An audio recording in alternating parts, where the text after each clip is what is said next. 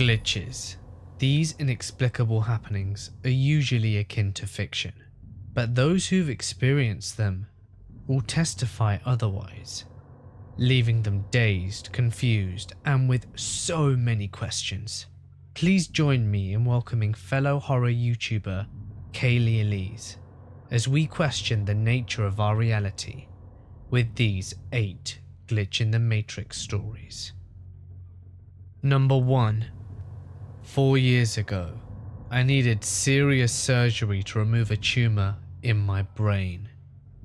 The doctor said everything was going to be nice and easy, but it took me 2 years to return and finish school. The surgery went so poorly that whilst the anesthesiologists and nurses were trying to keep me alive, the surgeon had a conference with my parents to keep them up to speed. Brain bleeding, severe swelling in the brainstem, etc. What's weird is that during this conference, my mum's cell phone rang. The caller ID showed it was coming from my cell phone. I had put my dad in charge of my phone in case the worst were to happen. Notify girlfriend and friends that I had passed. Anyway, he pulls my phone out of his pocket and it's turned off with the battery removed. They wrap the meeting up with the surgeon, and as they walk to the nurses' station to thank them for looking after me, my mum's phone buzzes twice. She has a voicemail left by whoever was calling her from my phone. She listened to it and said she heard my voice. "Hey Mum, it's me. I know things are weird right now, but I'm sitting here on this bench and I'm warm. I think everything will be okay. Talk to you later. Say hi to Dad. Bye."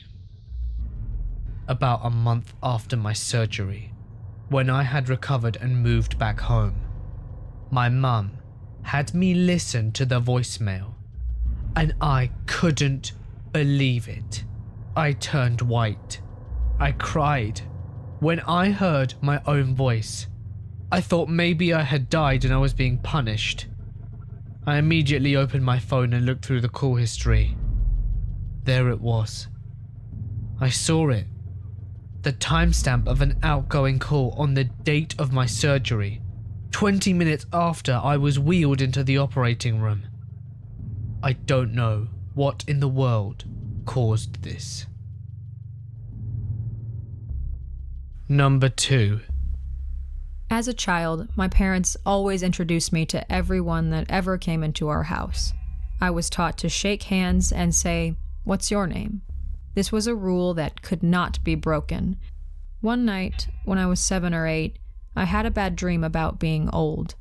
I went out to the living room to talk to my dad, who always used to play Legos with me when I had a bad dream. This time, we got the Legos out, but there was a man in a chair. I went to introduce myself, and to my surprise, my dad shooed me away, got out my Legos, and proceeded to talk to the man instead of play with me. The man and my father talk for some time about things I don't understand, and neither say a word to me. It was weird, but I was young and the Legos were fun, and eventually I forgot the whole thing and went to bed. Never thought about it again. Fast forward 12 years. I head to bed one night after having a beer or two with some friends and immediately start, from what I can tell, lucid dreaming. I've never had a dream this vivid since or before. In the dream, I am sitting in a chair talking to my dad about what I have done with my life. He is happier than usual and very interested. In the distance, I hear a young person calling for him. He gets up, walks out of the room, and returns a minute later with me as a child and a box of Legos. Young me approaches. My dad shoos child me away. Young me goes and plays with the Legos. My dad and I commence talking about the danger of the butterfly effect and how everything could change if we spoke. He insists we wait until young me falls asleep to continue talking about the future.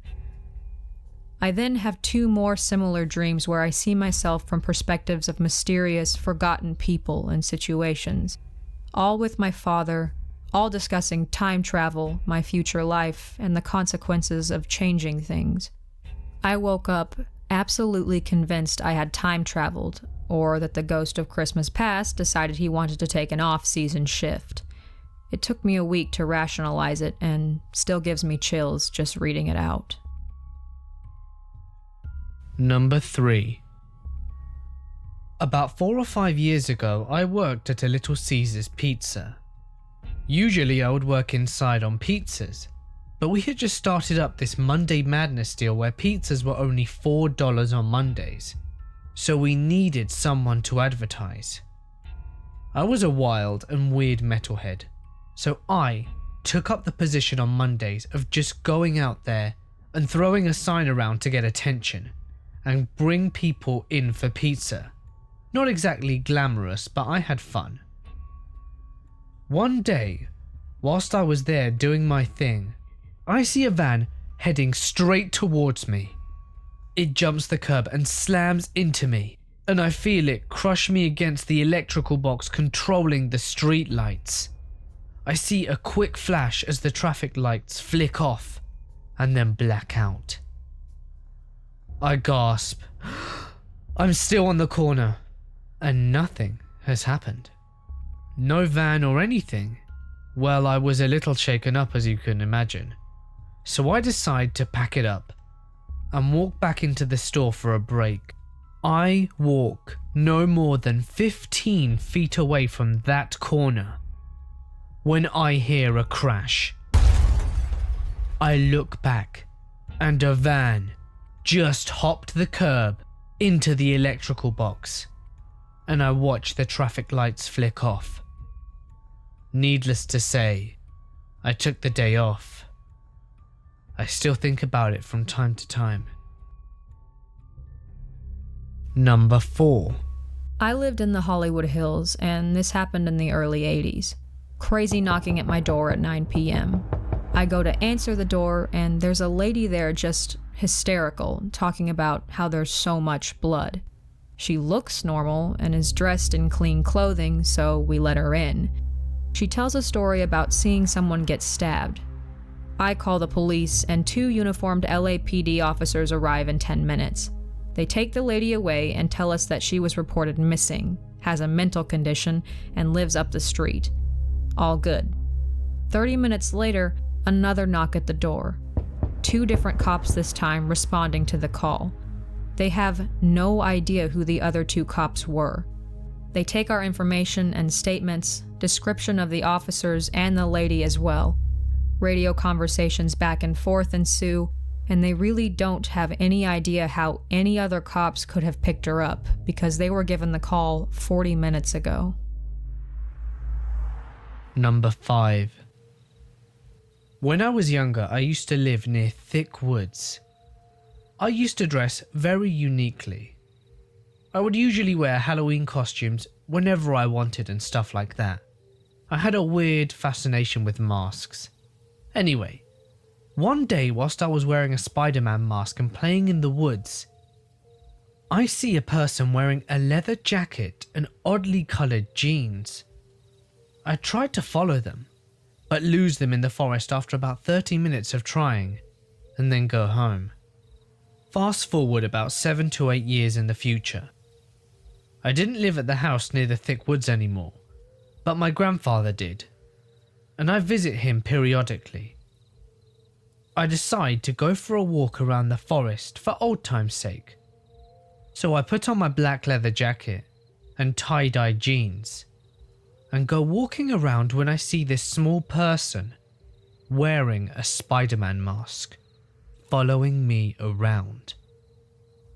Since I know the forest like the back of my hand, I lose them quite quickly. About an hour later, I realised what happened and felt genuinely terrified. Strange shit happens in northern British Columbia. Number 6. In 1999, when I was 2, I was running in the back garden. I slipped and full-on flying face planted my forehead onto a concrete slab.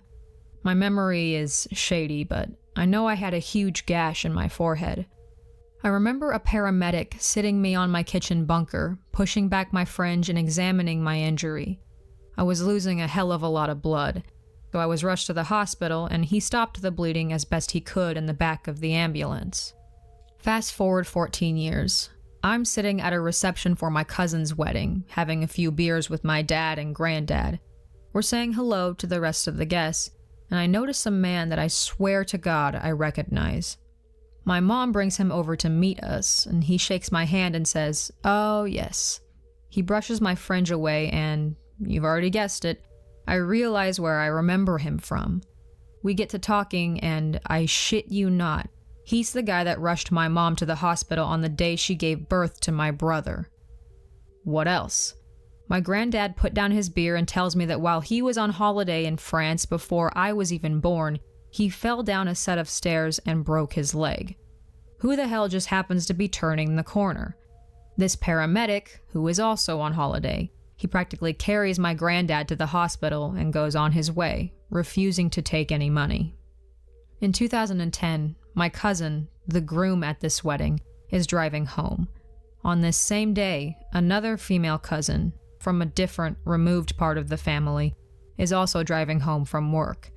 Cousin number 1 has to swerve to avoid a deer, and he ends up piling his car into cousin number 2.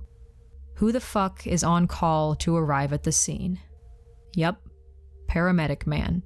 The 2 cousins get speaking, they aren't related in any way, and they hit it off and get married 3 years later. Paramedic man is the best man at the wedding. Number 7. I was speaking to one of my best friends one day about life and things, and we were really calm and chill. My disclaimer here is that I was decently tired, but I have never hallucinated nor sleepwalked before or anything. However, I won't deny that this could still be the case, but it felt so different. Anyway, randomly in the middle of our conversation, she said that I entered some sort of weird trance, and everything I said sounded like I was reading it off a script. During this time, I remember opening my eyes and saw an oak desk underneath me, and a paper with words and equations scattered all over it. I remember writing with some sort of quill, but it was made from a huge animal bone, which I think is extremely weird. So as this happens, I'm reading through the scribblings, and then it hits me. A huge wave of excitement and relief, as if I discovered something huge on this paper. I then woke up. I told my friend about this, and she suggested that it might be me remembering a past life, a memory, or something to that effect. Perhaps I was an inventor and was working on something? Maybe.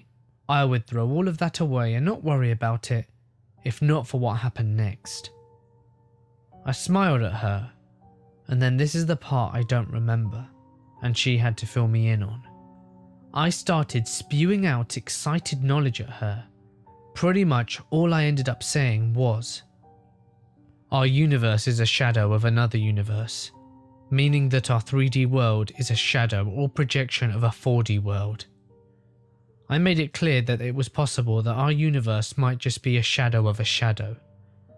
The speed of light, quantum entanglement, gravity, other universal laws are all footprints that prove this, and will be shown to the world in the next few years. I made it clear that nature would not allow for a natural speed limit in the highest order of the universe. All human consciousness in every human is actually of a single being in a higher order universe.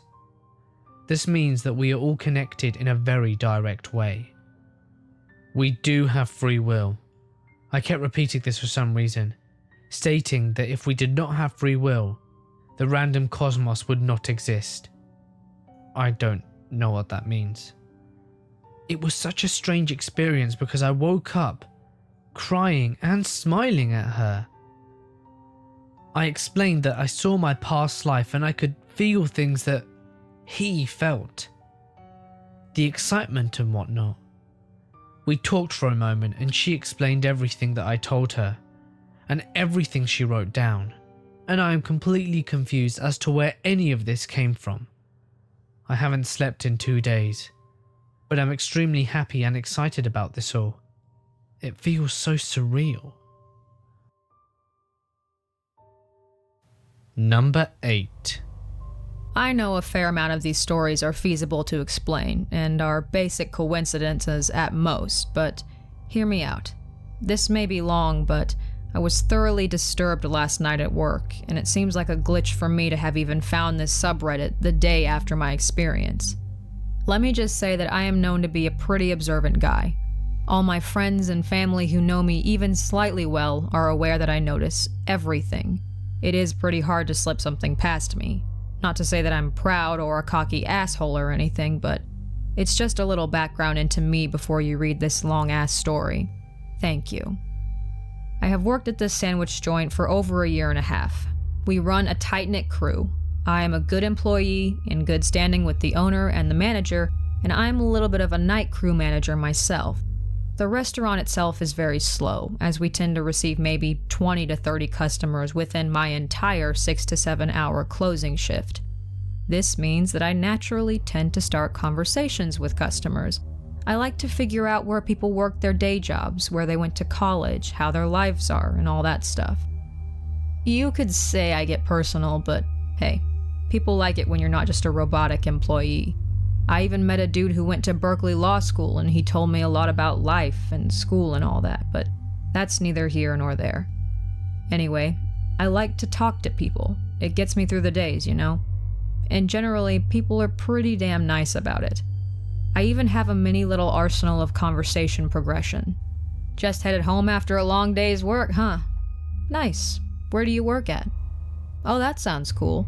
Did you need a degree for that? Oh, nice. Where'd you go to college? Did you like it there? Most conversations are extended versions of that, and it usually gets interesting hearing about such diverse backgrounds. About a week or so ago, this man came in. I would say early 30s, dark hair, dark features, sweatpants, a Nike sweatshirt, and hood up. It was late at night, say 9:30ish, and I was ready to close this bad boy up and get home, but had another half hour to kill. So I said, screw it. Let's start a conversation with this guy.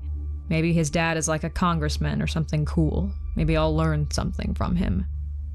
Holy hell, this guy was creepy as shit.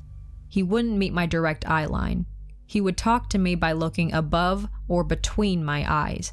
He kept his left hand tucked in the back of his pants waistline.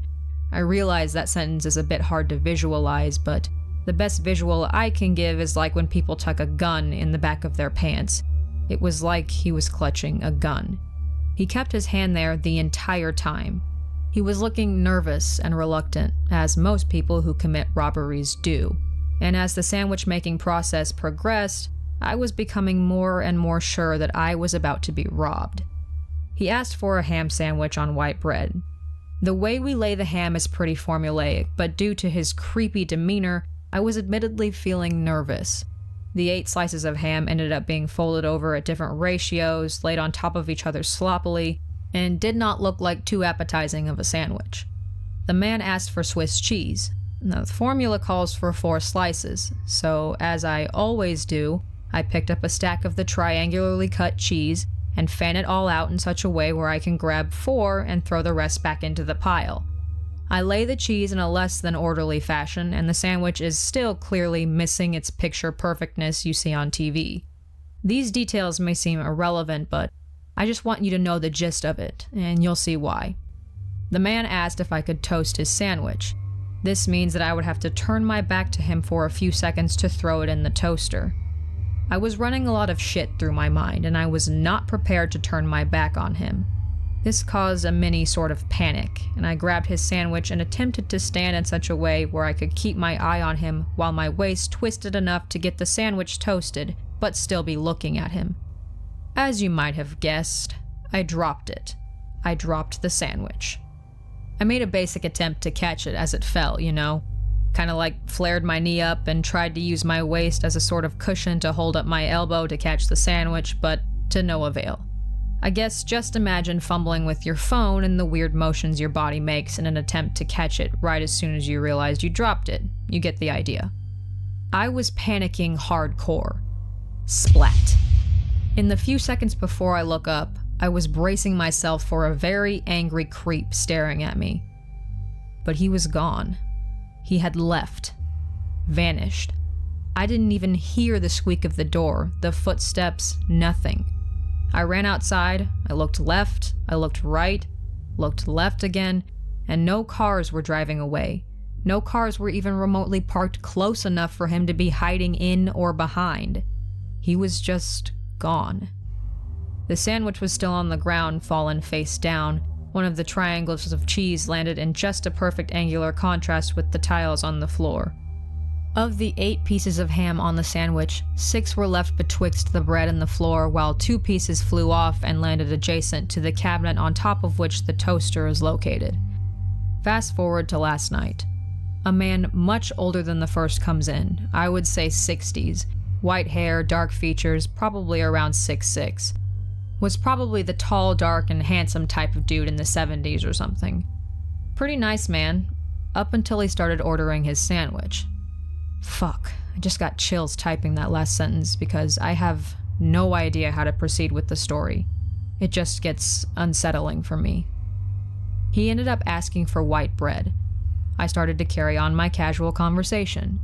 "How's your night going, sir? Just getting off work?" The man answered with a stern affirmative and offered no other information. Okay. Clearly this guy didn't want to talk about anything other than his sandwich. Weird. "What kind of sandwich for you, sir?" "Ham." Alright. Pretty stern guy. No nonsense. Maybe he's like in the mafia or some shady shit, and he got nervous when I asked about work. Alright, fine. "Let me make you your sandwich and you can get out of here, man." He then reaches behind his waist in the exact same fucking way the first guy did. I swear to God, the gesture and motion were the exact same smoothness, timing, and form. He kept his left hand there, the exact way the other man did about a week ago. The same way. Everything started eerily coming back to me now. It was like the most jolting deja vu moment I have ever had, and I honestly thought it was just that, deja vu. But wait, there's more. The way I ended up laying the ham looked very, very familiar. The distance between each slice, the way each layer peeled off the stack in a ratio to the next, the way the slices folded over. I can honestly swear to you that I was building the same fucking sandwich that I built just a week ago. I was having one of those moments where a bunch of shit just passes through your mind all at once, and it's actually kind of surprising just how many thoughts you can have in such a short amount of time. But I remember telling myself to take the risk and just reach for the Swiss because I just had a feeling. "How did you know I wanted Swiss?"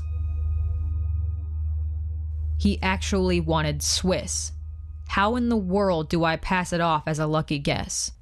Well, exactly how you would think. "Lucky guess," I uttered as I let out a meager, pathetic little chuckle. The man proceeds to say the most spine-chilling thing I have ever heard. I read stories on Reddit about paranormal or weird shit happening to people. There's actually an Ask Reddit thread about it right now. I always see variations of the quote, "chill down my spine," and have never really experienced that. I fucking experienced it that night. The man looks at me as if I'd told him I knew the winning lottery number for the next win. Very inquisitive look. Very, very strong sense of passion in his words when he said this. "No. Seems like you've done this before." He just called out my deja vu. He just confirmed that he was aware of my deja vu. At this point, the phrase time traveler just made its first entrance into my mind. I looked at him with the most ridiculously awestruck expression. I sat there staring at him for a good 5 seconds before I laid the cheese. It was a surreal moment. It was like the climax of this confrontation had already happened, but I still needed to lay the cheese and veggies and roll the sandwich up and then ring him in at the register. How much creepier is this gonna get? I just didn't get it. I picked up the cheese in the exact same way I always do, fan out the top 4 slices, then lay them down. I was looking down at the same sandwich I had built a week prior. I swear to you, the cheese, the bread, the ham, everything was just uncannily similar. I credit myself to be a rational dude, so at this point I was just calling it deja vu and trying not to feel disturbed. The man said, "Just lettuce and mayo, no toast." Huh. Not toasted. Thank the good Lord. He didn't want it toasted. This fucking deja vu is over and it's all just a coincidence. Right?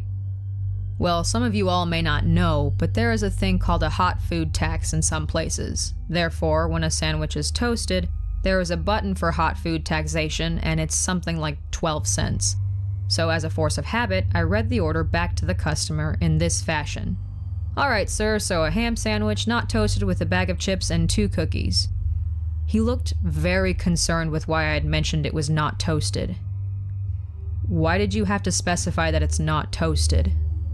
Then I explained to him what I said above, all about the hot food tax and blah blah, force of habit, because if a sandwich is toasted, you repeat the order like, "Alright, a ham sandwich, toasted, with chips and a drink," or something like that.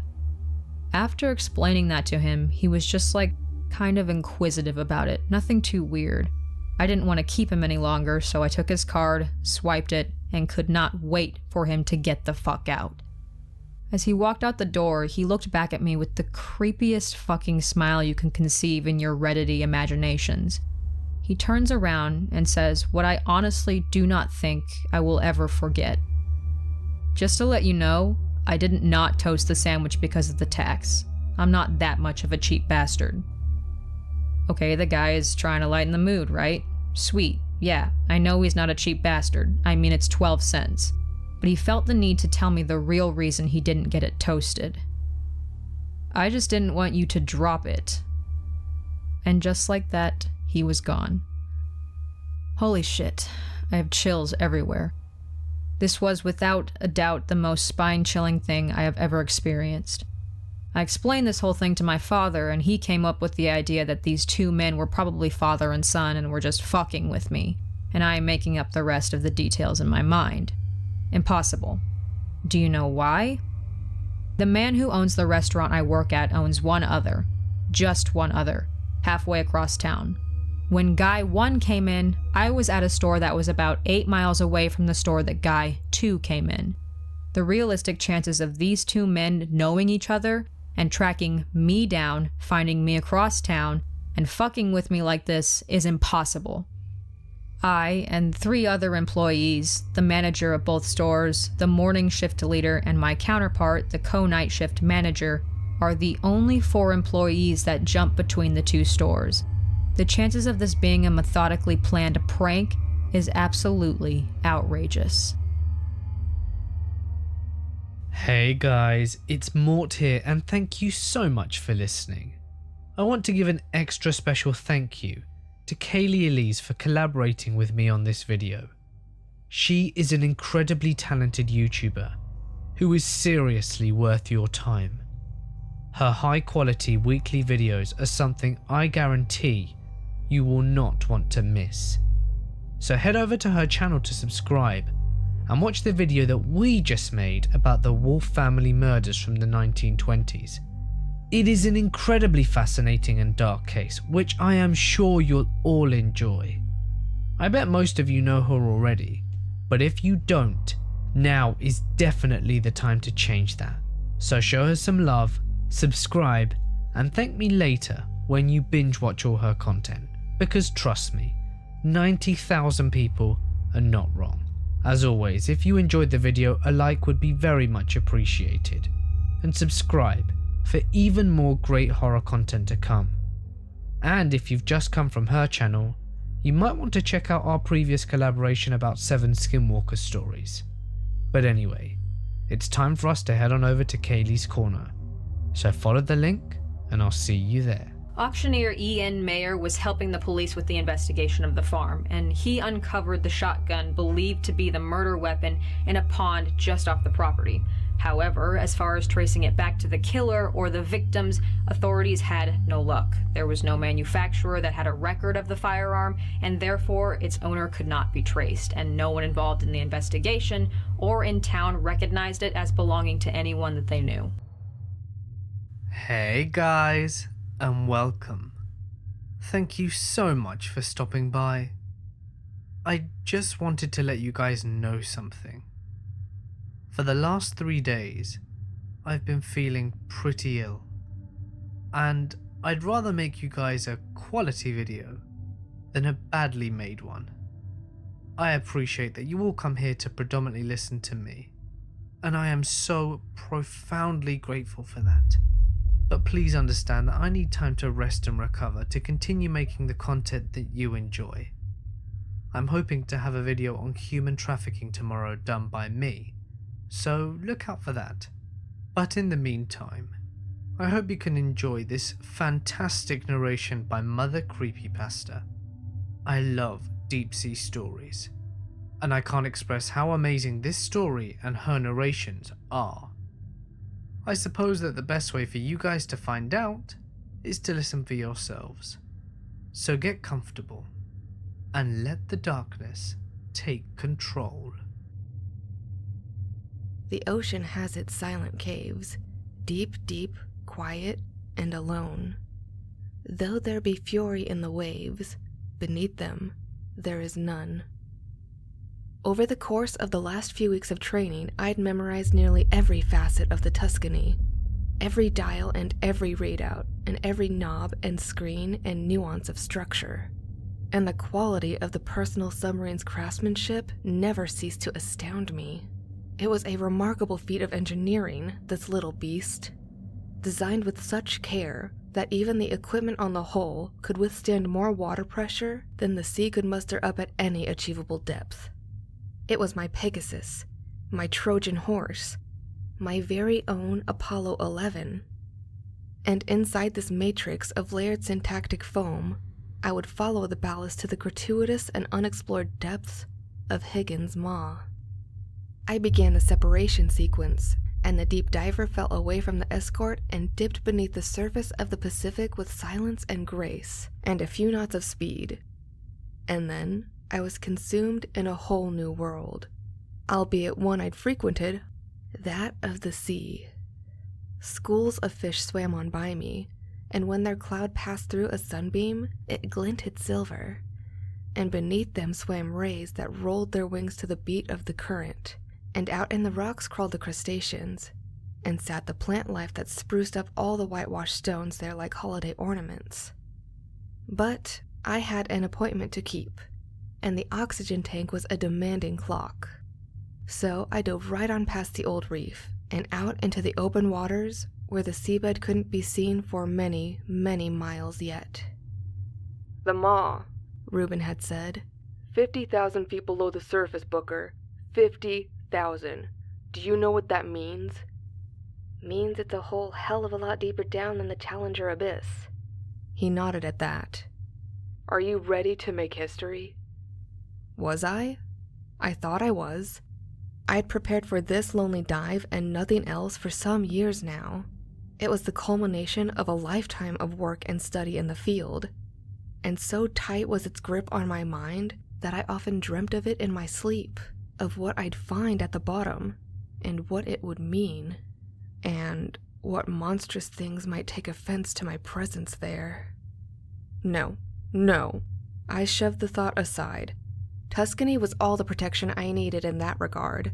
It offered technology on the bleeding edge in lieu of a heavy hull, and that was enough to withstand enough water pressure to crush bones beneath skin and inches of steel.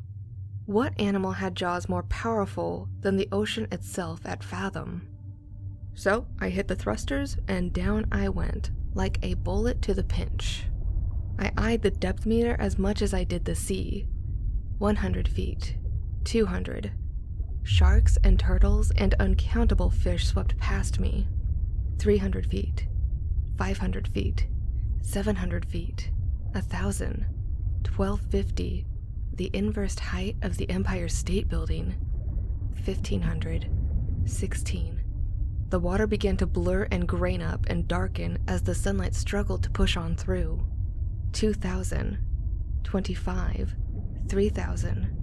32, where the light no longer shines. And soon all the light I had to spill to the path ahead and down were the lights of the Tuscany. I continued the descent for hours. The pressure meter ticked up in spasmic bursts. but up it went. Up, up, up. Soon, ticking past the point where the weight of the sea would have crushed the steel of another vessel. 1 mile down, 1.3, 1.6, where even sperm whales hit their lowest dive. I could now claim with confidence that no mammal on Earth was as deep down at that very moment as myself. And still I dove. 2 miles, 2.1, 2.2. The water was as black as space now, except for where the lights of the Tuscany pierced through it, and the thickness of the fluid make it look like ink or oil or some kind of alien sludge that smeared up against the reinforced windows and slimed its way across the hull. Things were tight down here, despite the vastness of it all. Yet, still I dove. 13,000 feet, the abyssal zone. Pressure stands at 11,000 psi. I saw an anglerfish float by, and it was startled by the sheer volume of light spread by the Tuscany that dwarfed its own bioluminescent glow. It swam away, and I dove further. 15,000 feet. 3 miles. 3.1. Now things get interesting. Mankind had visited these depths almost infrequently enough to count the expeditions on a single pair of hands. I was now ranked among an illustrious few explorers, and although I wasn't the first to hit these marks, I'd hit the deepest one yet before the journey was over. I was determined, and I was capable. So I checked the depth chart. 16,281.4 feet. Nearly halfway to the world record. The Tuscany continued its dive. 20,000 feet down, the Hadal zone. Pressure here is 1,100 times what it is at the surface. 22,000 feet. 26. 29,000, the height of Mount Everest. 30. 30.5. 31,000. The same distance from the surface as a commercial airliner at the peak of its flight. The Challenger Deep, what had previously been the lowest recorded place on the seabed, sat at roughly 36,000 feet below the surface in the depths of the Mariana Trench. No light from the sun had ever come close, and to the best accounts, life existed there, but only sparsely, and the pressure is unspeakable. But I was going somewhere vastly deeper. "All we know is we found a canyon," Reuben had said. "Dwarfs the Grand, sitting dead center in the Pacific seabed, about 1,200 kilometers west of Hawaii and another 900 south, and, near as we can figure, some 50,000 straight on down." 36,000 feet. I was now tied for the world record. 50,000 feet? Why the hell are we just now seeing it? 36.5. I did it.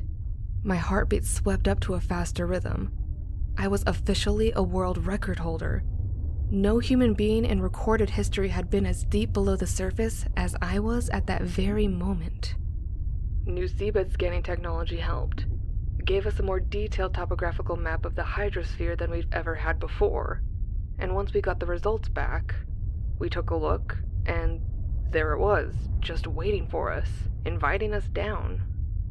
37. So what's down there? 37.3. Hell, Doctor, if we knew that, we wouldn't be sending you, would we? 37.9. I suppose not. 38. 38.5. The awful spirits of the deep hold their communion there, and there are those for whom we weep. The young, the bright, the fair. Higgins' Maw, according to the best information available to me at the time of departure, is a pit, roughly a full kilometer across. It begins at approximately 46,000 feet below the surface, and it is estimated to bottom out at Higgins Deep, a small valley that sits at its base, some 5,000 additional feet below that. The Maw is the largest and deepest such formation in the hydrosphere, and yet its dimensions and location are the only things concretely known about it. That, of course, is where myself and where the Tuscany come in. 43,000 feet down. I hit the floodlights underneath the Tuscany, and the glow washed over an alien landscape that likely hadn't been seen in over 1 billion years. There were mountains here. Mountains! Ones that rivaled the Alps, and wild arches and plateaus that stretched far off to a murky horizon before being shrouded by seawater. I even saw life down here in the depths. A squid-like thing of simply monstrous size swam on by my boat. It stopped for a moment, and during that moment I thought it might take offense to me. But after looking hard at the Tuscany and brushing a tentacle down the port side, it swam off in search of other things. Atta girl. I descended further. 44,000 feet. 45. And then, all of a sudden, there it was. The maw. My mouth hung by the jaw as the sheer scope of the beast came into view. It was a breathtaking sight to behold. A monstrously large and equally dark hole in the crust of the earth that plummeted to inconceivable fathoms. I descended a bit further. 45.5.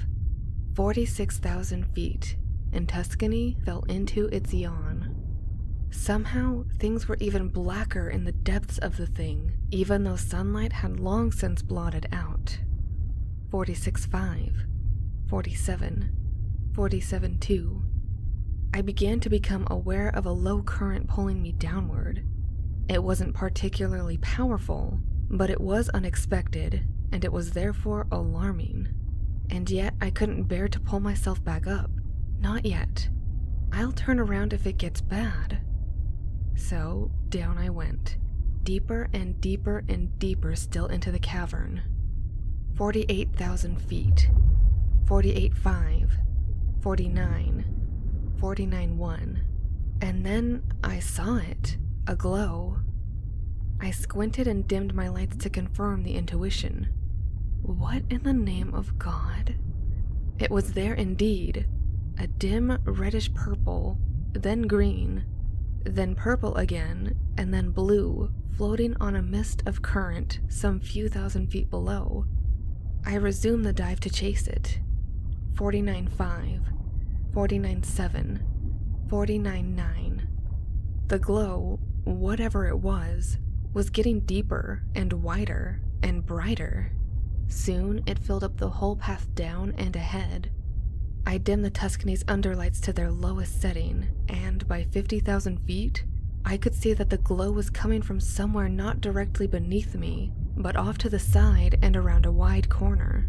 This cave isn't a straight pit, and sure enough, the hole bottomed out here and then opened up to its left.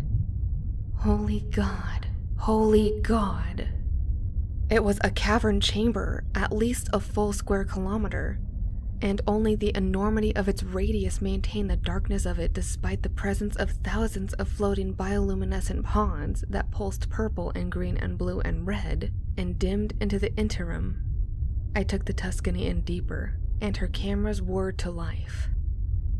Calmly, the wearied seamen rest beneath their own blue sea. The ocean solitudes are blessed, for there is purity. The cavern became darker still when the pods faded into the water behind the ship, but there were more things to be seen here than rocks. Tuscany, about a quarter hour after entering the chamber, soon floated on by a bizarrely rope-like plant of utterly impossible size, one that appeared to stretch nearly across the height of the cave and grew wider at the base, although the bottom of it was shrouded in darkness. I took the submarine in for a closer inspection and hit her lights to the fullest setting.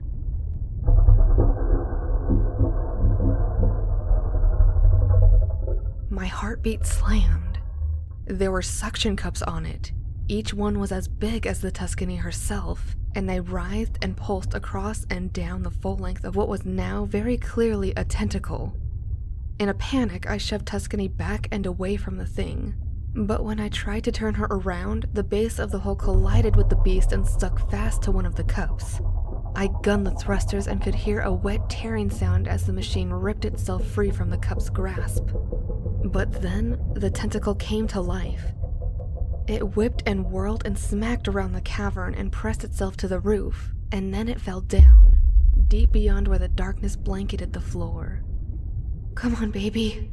I hit the thrusters again, and Tuscany rocketed off the way it came through the darkness and off towards the ponds, whose glow I hoped would afford me an opportunity to shut the lights of the ship and make my escape, if I were so lucky. But very soon I began to hear and feel the movement of something unspeakably titanic rolling across the floor of the chamber. It rumbled and thundered and shuddered and shook, and soon clouds of dirt and rock flew up out of the black pitch and blanketed the view forward, and I could hear boulders smack against the ceiling of the cave before sinking again to where they'd been.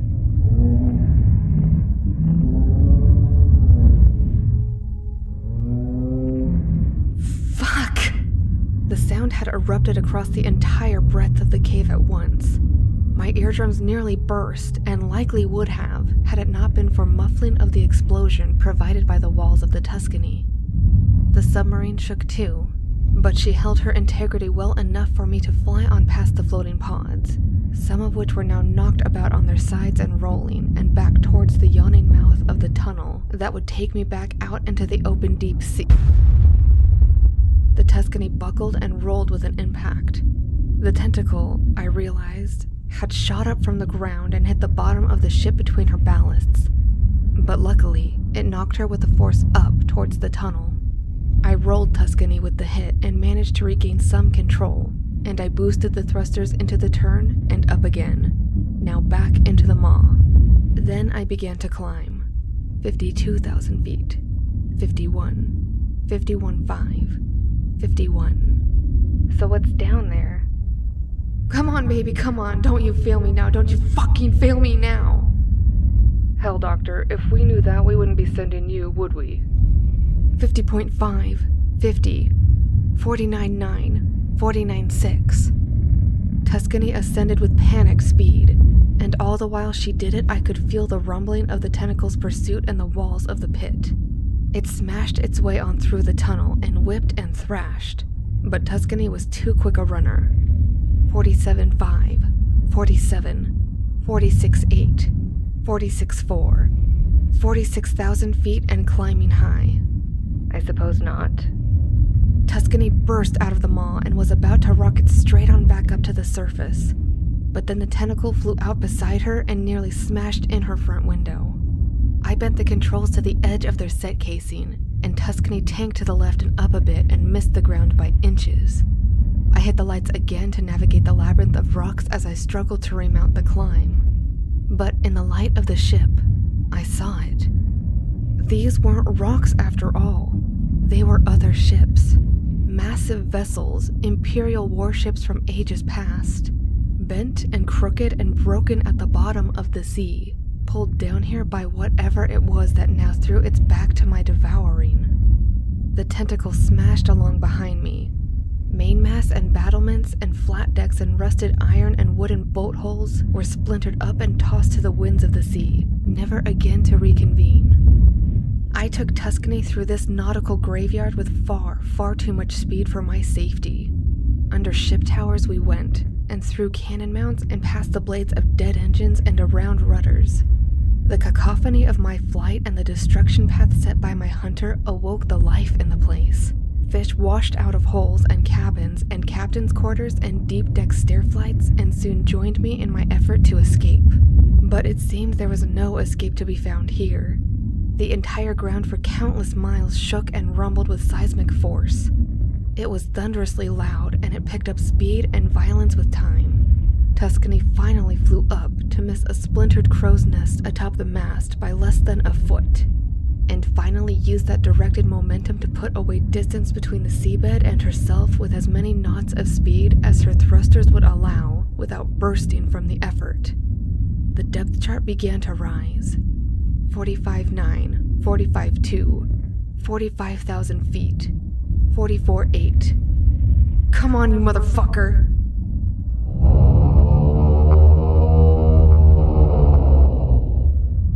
The water itself seemed to shift the sound, and then out of nowhere, Tuscany was no longer the only thing spilling light to the abyss.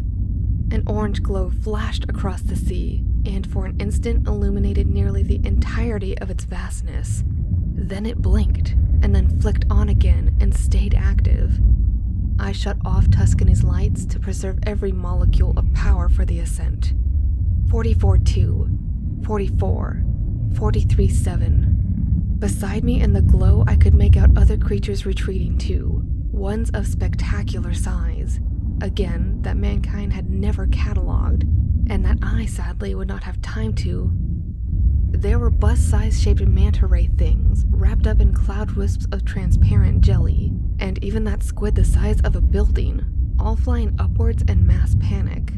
And I led the charge. 43-1, 42-8, 42-3, 42.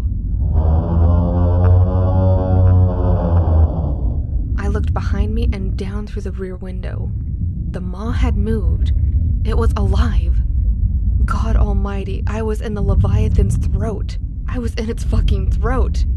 I saw its tentacled tongue lash out of the maw and collect enough fish to feed a small town. Tuscany rocketed ever upwards as the Leviathan whipped even larger tentacles behind it and gained speed with the force of a hurricane.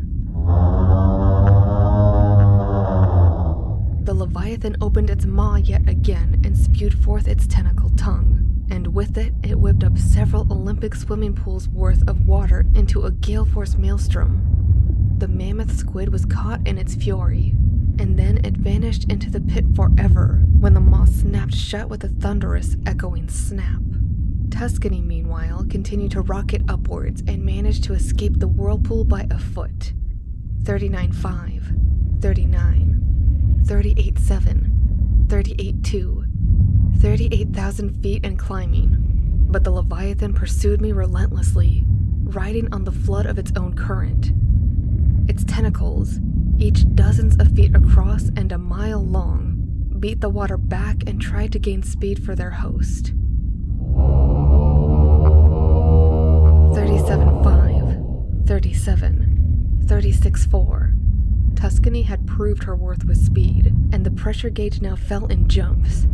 It remained in the red, and would for some time, but it was falling steadily, even as the depth chart rose. 29,000 feet, 28-3, 27-5. But the Leviathan hadn't given up the chase, not yet. I could feel it doubling its efforts. The displaced water rocked the Tuscany, and she buckled and rolled in the synthetic current. Then I heard the maw open up behind me, and the water begin to whip and swirl itself into a frenzy by the ocean load. I punched the thrusters to the breaking point. The encasing syntactic foam was pressed to its limits. The reinforced glass began to chip ever so slightly, but the chips broke into cracks, and those cracks began to crawl across the width of the windows. I checked the gauges. 20,000 feet, 19.8, 19.4, 19.3. The ascent was slowing. Come on, baby, come on, please, God, be with me, In the orange glow of the Leviathan's eyes, I could see how quickly the water was slipping by Tuscany and getting swept up into the maelstrom. The submarine began to sway port to starboard and shudder and shake. 17-4, 17,000, 16-9, 16-3, 16-1, 16,000. I watched the gauge with a nauseating desperation. 15.95, 15.92. I could feel her slowing to a crawl. Come on. 15.925, 15.94, 15.96. Shit! And that was it. Tuscany was caught, and no sooner did the depth chart begin to slip than did I feel the whole submarine lose all sense of control and tumble backwards and around. I was thrown out of my seat and smacked my nose against the roof of the pilot sphere. Blood exploded, and it drenched my shirt and sprayed the glass and the entirety of the control set. I grabbed my face and began to apply pressure to slow the blood loss. but Tuscany again flipped ballast over ballast to starboard in the whirlpool and spilled me into the hatch ladder. I felt my shoulder dislocate and my kneecap smack into the bottom rung. My head swam, and still Tuscany tumbled backwards. The cracks on the windows spread faster. 16-3, 16-4. I could smell the inside of the maw through the hull of the ship. But then, all at once, and not a moment too soon, I got an idea. It wasn't a particularly good one, but hell if it wasn't better than nothing. I managed to limp and tumble my way to the controls and grip the handles as the ship rolled. Wait for it. Wait for it. Now! The sound of the roar was so close, every last control surface in the sphere rattled in its case. My eardrums rattled too, but then I flared up the thrusters again, full blast and at an angle, and the Tuscany shuddered and flipped and shook, and with fortune, fell straight out of the maelstrom with inches to spare.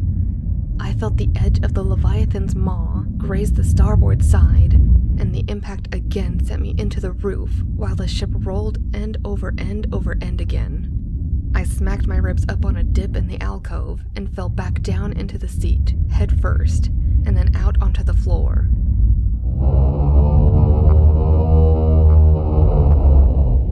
I managed to right myself with my good arm and get my bearings. I was free, but only just. The Tuscany banked and tumbled again and rolled. Slower now in the absence of the whirlpool's flood current, but not yet in control of its pull. I tried to steer away, but it was useless. The ship flipped around the back of the Leviathan's titanic maw and up over its head as the beast flew on by underneath me like a freight train. And for the first time since catching the monster's eye, I began to fully appreciate the magnitude of its size. Its back was an endless, snake-like and sharp-finned spine the size of a minor mountain range, and only quick maneuvering moved Tuscany away from the jagged back fins that chugged up towards me and sliced open the sea itself. They missed me by feet, and the blast of the current they'd swept up sent the submarine reeling backwards, off a bit further, and into relative safety.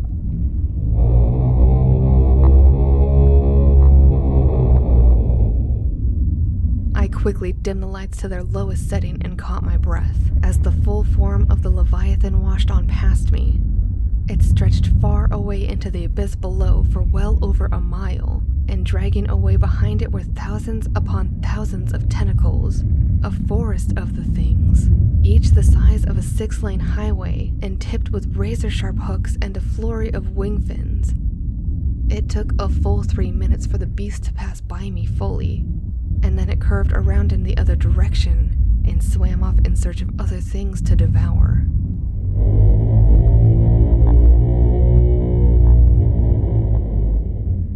The form soon slipped away into the shadow, and then it was gone. I surfaced hours later, having allowed the battered Tuscany to take its time with the journey. She was solely responsible for my escape. My quick thinking be damned. A marvel of engineering indeed. Once I did break the surface, I dispersed a distress beacon and then promptly collapsed from exhaustion. Evidently, I was picked up by the Coast Guard some hours after that, a few hundred miles southwest of Hawaii, and pulled from the near wreckage of my submarine and taken to a hospital on the mainland. It was there I woke up a full day later. As I recovered, I heard some isolated chatter of tremendous seismic activity near where I'd been, and how the whole ocean floor had changed and moved and shifted form. But I couldn't care less. I told the bastards what I knew. And on top of that, they have the Tuscany, and they have all the recorded evidence. And you now have this written account. What everyone does with this information now is entirely up to them. All I know is that I won't be doing any more diving anytime soon. I've come to a realization that mankind has more than enough space to expand throughout and live upon and thrive in, above and near the surface, and on land, and in the skies, and soon, hopefully, out there amongst the stars. But there are things in the sea that hold ownership of the deep, And perhaps it's best to leave it that way, for all of our sakes. The earth has guilt, the earth has care. Unquiet are its graves, but peaceful sleep is ever there, beneath the dark blue waves.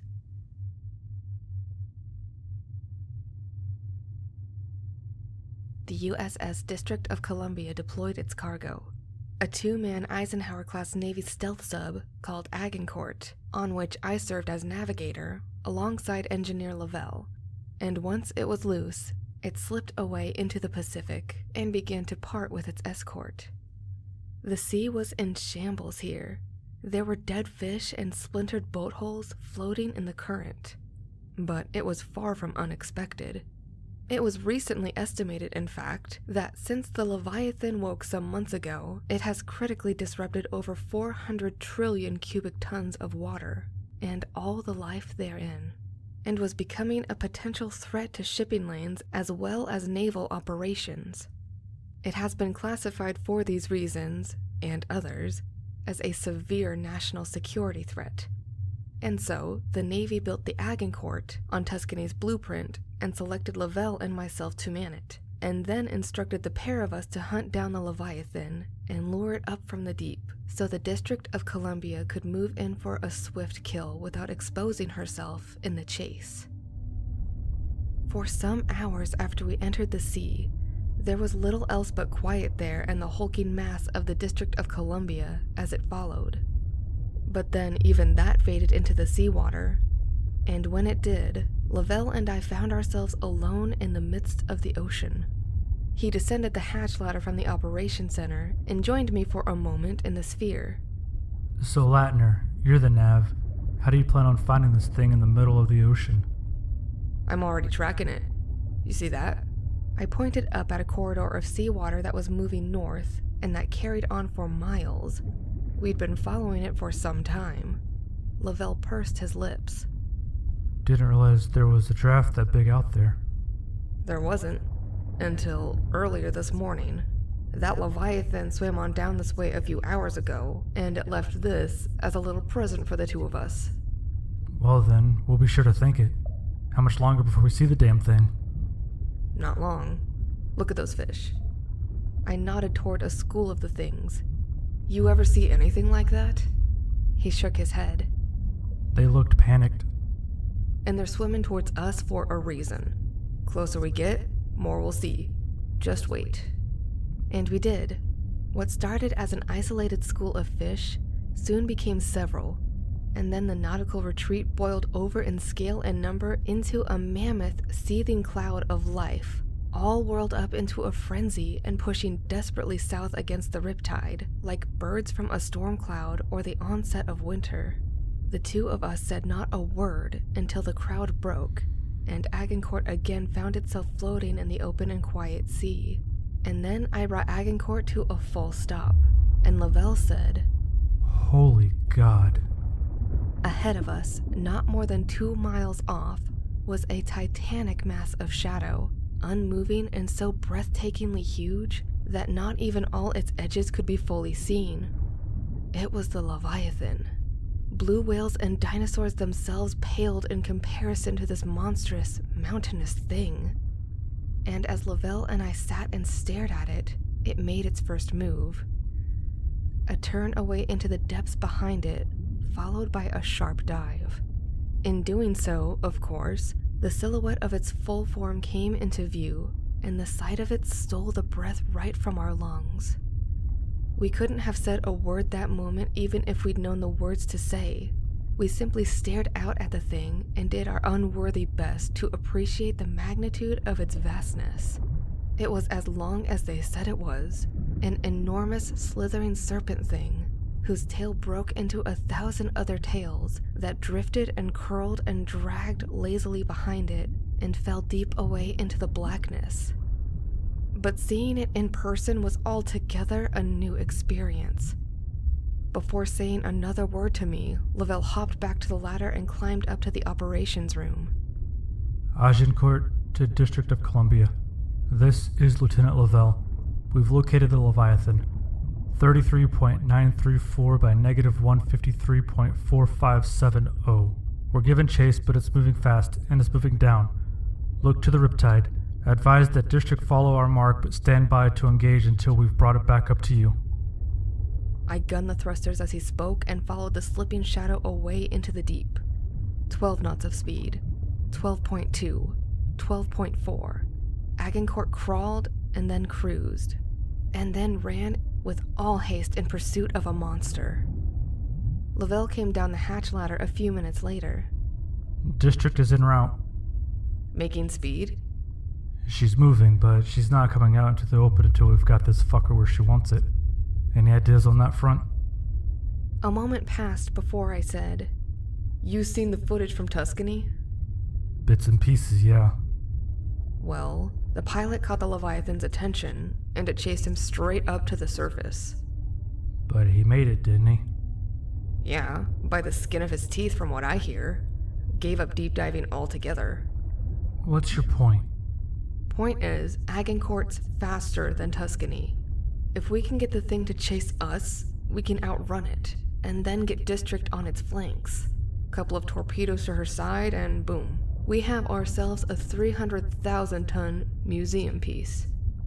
There was another pause, and then Lavelle broke it with the worst question of all. And what if District can't put a dent in that thing? You saw how big it is. Well then, I suppose we'll need to find another ride home. The Agincourt filled up her ballasts and followed the Leviathan down into the depths of the Pacific, past where the water stopped the sunbeams at the gate. And before long, all that could be seen was nothing at all. From that point forward, it was the boat's humble capacity for sonar that kept us moving in the right direction, with an occasional nudge from the monster's own flood current. Lavelle broke a long silence. What's the plan? At the moment, I'm just trying to get the damn thing's attention. The closer we are to District when it notices us, the better. But as it stands, we're getting in too deep. Way too deep. And we were. By the depth chart, we just passed 15,000 feet, and we needed to get things turned around. Go ahead and strap yourself in. He did, in the passenger's chair behind mine. And then I hit the front lights and gunned the thrusters. What the hell are you doing? Like I said, I'm getting its attention. But then I stopped and eased back on the thrusters. The lights of the Agincourt spilled their glow to the whole of the abyss, and they found it empty. Where the hell did it go? I dialed up the brightness of the lights and brought the boat to a full stop. I don't know. We scanned the water for hints of movement or shadow, but there was no movement and there was nothing but shadow and silence. I moved Agincourt from a rest to a light cruising speed, and her searchlights swept and swooped and cast themselves to rocks. Nothing. Damn. Unless... I hit the lights. Now what? What is it? There's no way in hell something that big just disappeared. So where did it go? I blew the ballast and adjusted Agincourt's heading for the surface, and then I gunned the thrusters harder than ever. It didn't go anywhere. It knew we were here all along. It just dragged us down into the dark to shake our tail. What? A thing that size is afraid of being hunted? It's not being hunted. We are. Agincourt lifted herself up through the water with as much speed as she could muster up for the running, but time was against us. Up ahead, we saw the shadow of a titan moving fast to block off our escape. It was a difference in shade between deep twilight and midnight black. We've gotta move. See if you can raise the district.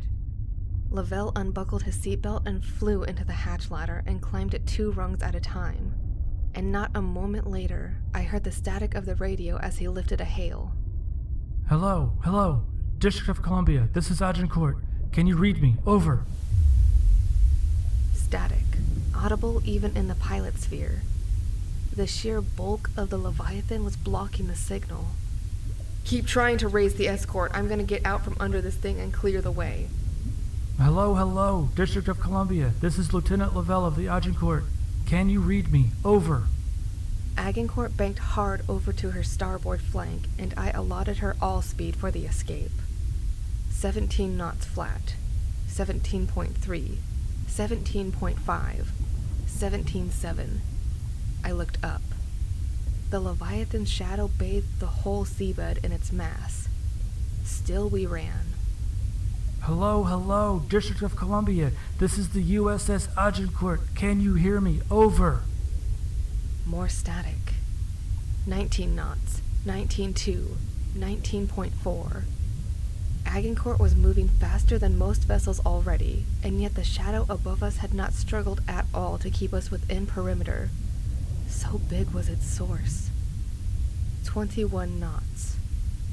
District of Columbia, this is Agincourt. Can you read me? Over. Respond. Still nothing.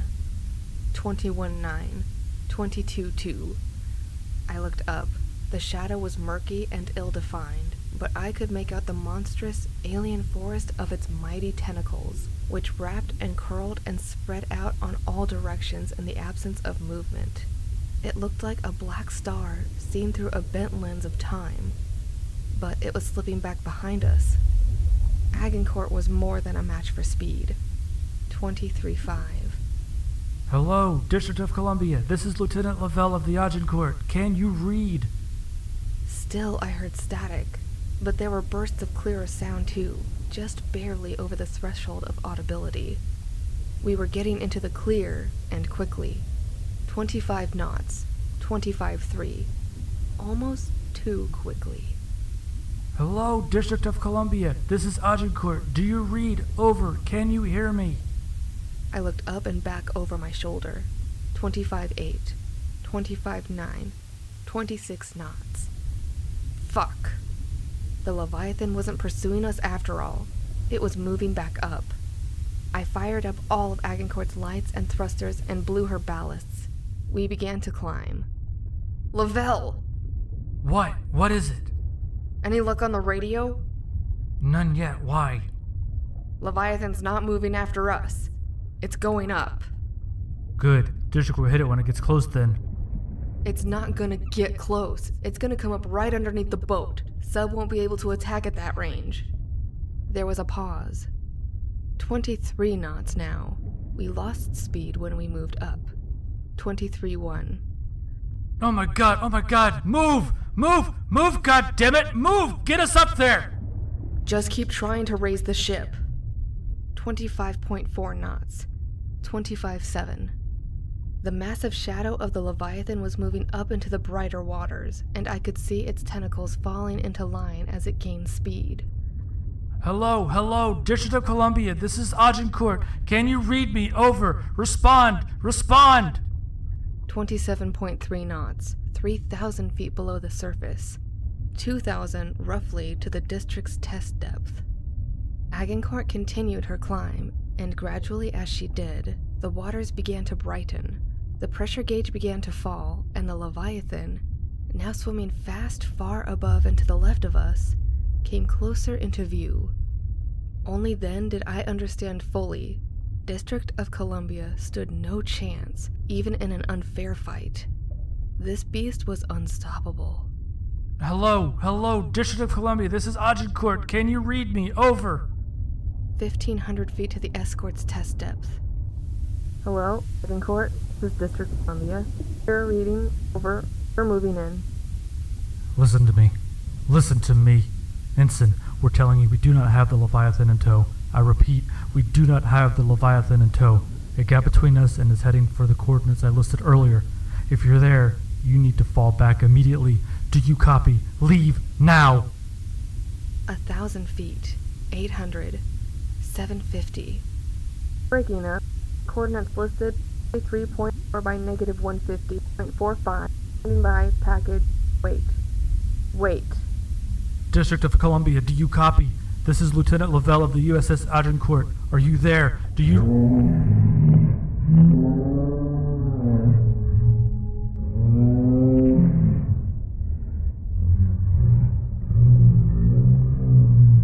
My heartbeat kicked up into my throat. I knew that sound. The roar of the Leviathan from the Tuscany tapes. Clearly the beast had exhausted its usefulness for stealth, and that could only mean a single thing. Damn it.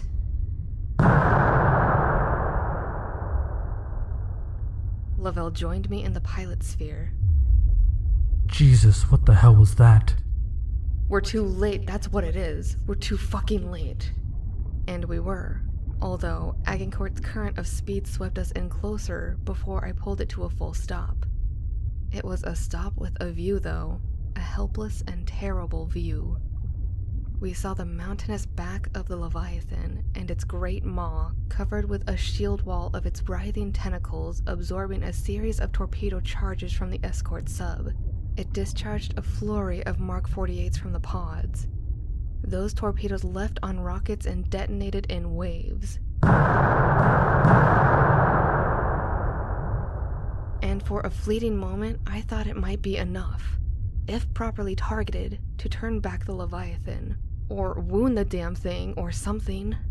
But the beast took the hits and only crawled forward, and before long, the sub had only its ballistic arsenal, nothing appropriate for a fight like this.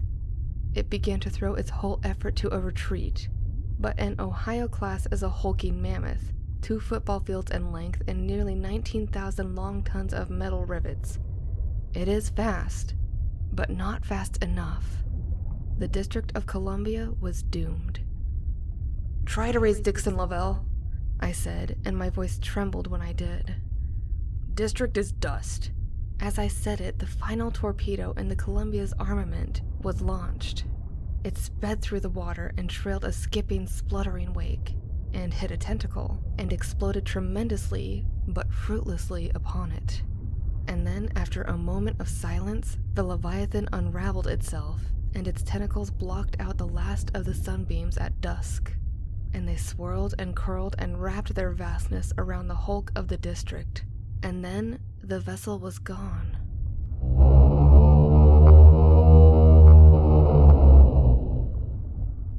God damn it.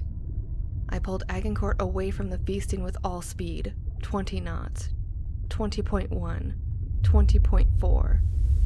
Hello, USS Dixon. Do you read? This is Lieutenant Lavelle of the Agincourt. Respond. Over. 22 knots. Hello, Dixon. This is the USS Agincourt. Over. Requesting a pickup. Do you read? Over. 23. I felt a rumbling and shaking and a mighty displacement in the water behind us.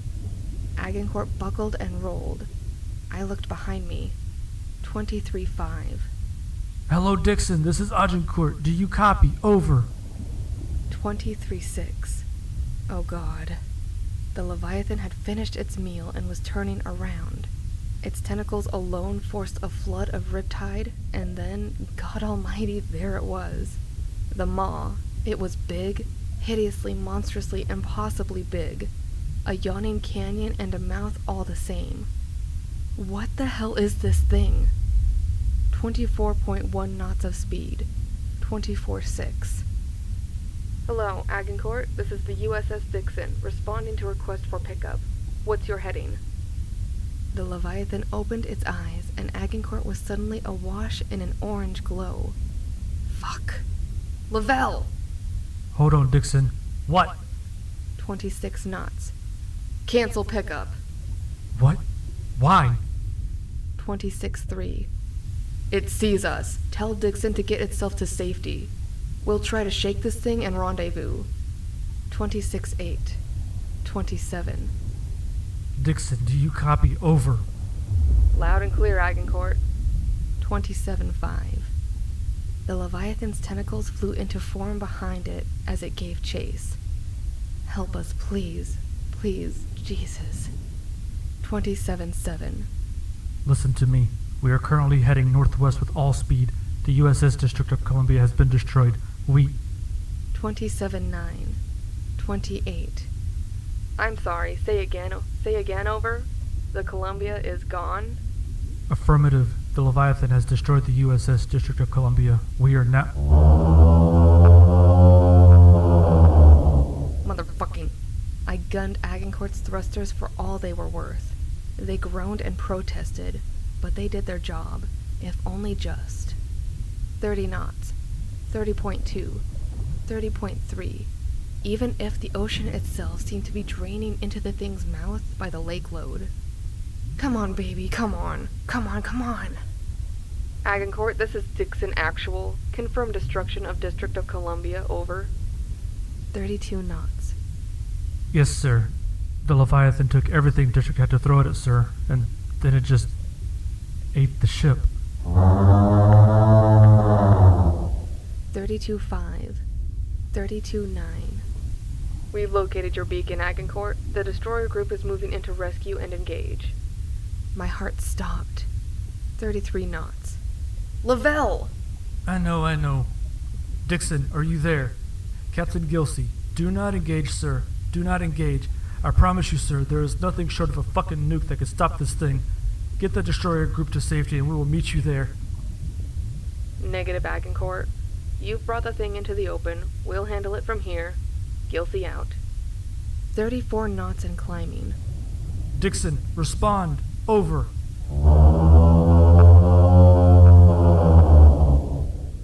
Agincourt flew admirably, but from the sound and from its own effort it rumbled and it shook, and it swam against the might of the current.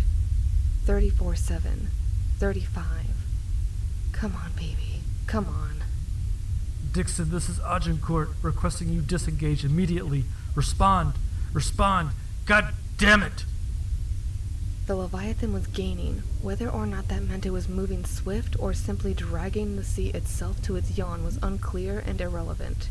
All I knew and all I cared to reverse was the fact that Agincourt was falling, despite a mighty effort to put distance between herself and her hunter. It was a race against time and all the odds. It was a race we were losing. 36 knots. 36.1.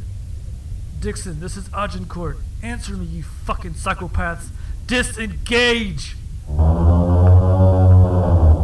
Every dial and needle and stick and lever rattled in their seats, and my eardrums shook, and upstairs I could hear Lavelle screaming in rage and pounding the sides of the control desk with a wrench. 37 knots. 37.3. The closer the Leviathan got, the more speed we needed just to keep ourselves alive. It was like being caught by the pull of gravity on the edge of an event horizon. One wrong move, a single mistake, would doom us. I began to see the shadow of the maw creep over the ship. Agincourt was nearly at capacity now. 39 knots, and it wasn't enough.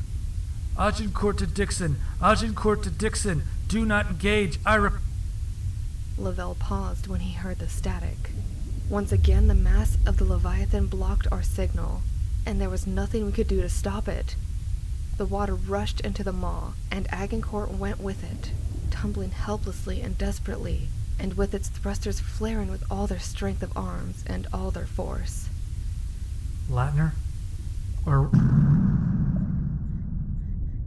The force of the explosion from an anti-submarine ship-to-ship missile undoubtedly expanded through the sea and seemed to set the whole ocean ablaze. The Dixon had arrived. Another explosion went off, and it shook our ship to the core, and the Leviathan rerouted its course for the surface with demonic speed. Behind us, by not more than a few hundred feet, we felt its mass as it moved. Undersea waves were unleashed, then enveloped and consumed the Agincourt and sent her tumbling ballast to ballast and left her nearly belly up in the water before she rolled around again. The explosions were getting closer. Lavelle, don't they know we're down here? I don't know. They might have lost our beacon with the radio signal. What does that mean? It means they think we're fucking dead. Can you try to raise them again? I don't know, There was a mighty flash of light, and then... The explosions were no further off than before the last one, but my ears struggled now to report them properly. Everything was muffled, everything swam, my head, my vision. I fumbled at the controls and found half unresponsive and the others blaring. What? Lavelle! I heard myself shout. Lavelle, can you raise the Dixon? I kept fumbling over the controls. Dials and readouts and panels were in their off state. I tried boosting the thrusters, but heard only the clicking of the control in its set. Lavelle, you there? I could hear my own heart more so than the battle. Lavelle! And gradually the shock began to fade, and when it did, it gave way to something worse. Fear. Lavelle! I ran from the control set to the hatch ladder and looked up. A droplet of water hit me in the eye.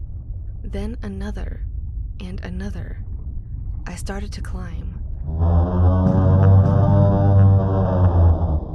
As my hand hit the top rung, it slipped on fluid, but I grabbed it tighter and pulled myself up into the operations center below the hatch. Lavelle? There was no response. Of course there was no response. Lavelle was sitting at an unnatural angle against the far wall, and his eyes were still shut, and a bit of blood pooled from his right ear and down onto his shoulder, where it was washed away by a steady trickle of seawater from the bent hatch that became a stream that became several. The lights flickered again. I reached my friend and knelt down next to him in the water. Lavelle, hey, buddy, hey, can you hear me? I heard naught but the slightest, quietest whimper, but it was drowned out by other sounds quickly. The roar of the beast. And then one far more ominous, even than that. I heard rushing water from down below. When I looked over the edge, I saw the ocean inside the pilot sphere, and it was rising to meet me, but I could only see it from a sunbeam that struck through the hatch. I grabbed a wrench. Lavelle, we're at the surface. I can see the sun. It's right there, buddy. That's home. Just sit tight, okay? I climbed up 2 more rungs on the ladder and swung at the hatch with a wrench. It bent up ever so slightly. I swung again. An inch of progress. The water crested the threshold of the operations room. Lavelle whimpered. Hang in there, buddy, okay? I swung up again.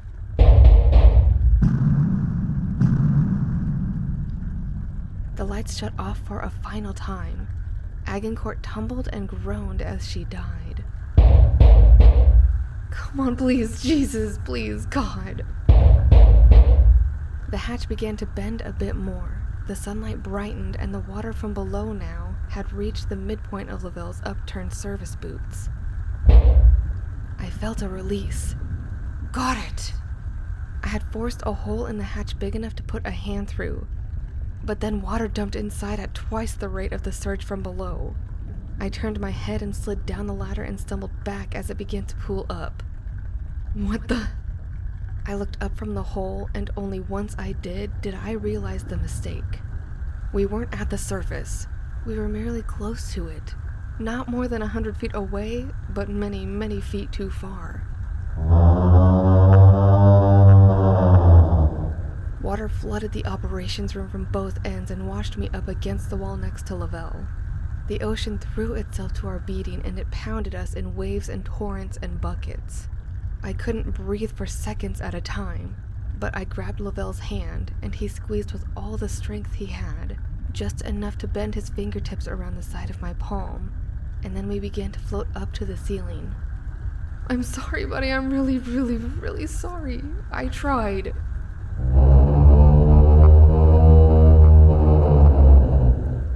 I heard no more explosions from the battle not far off, just the triumphant roar of the Leviathan and the rush of water and my own ragged heaving, shaking breaths. I pressed my lips to the ceiling and sucked in all the air that was there to breathe, and then I could feel Lavelle slip beneath the surface, and the water tightened up around my chest, and then it was over my face. Then a shadow fell over the hulking bones of the Agincourt's hull, and I felt a slamming impact and a rush, and then...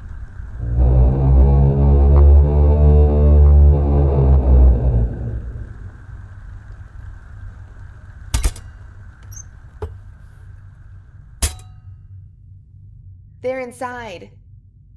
I opened my eyes up.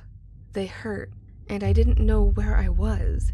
I didn't know when it was. I knew nothing at all, in fact, but I heard footsteps and saw a shadow, and then I felt something grab my shoulders and hoist me up. A bucket's worth of seawater fell from my shirt, hair, and face. You're okay. You're okay. Lieutenant Latner, is it? Hey, come here. It's okay. We're gonna get you out of here, okay? Ensign, tell the Ing we've got a survivor. Yes, sir. I don't know what. It's okay. Lavelle. What's that? Lavelle. I don't remember. I can't. I started crying in pitiful, racking, heaving, messy sobs. Hey, it's okay, it's okay. Can someone help me out here? And then I started to slip. Hey, I'm losing him. I'm losing him.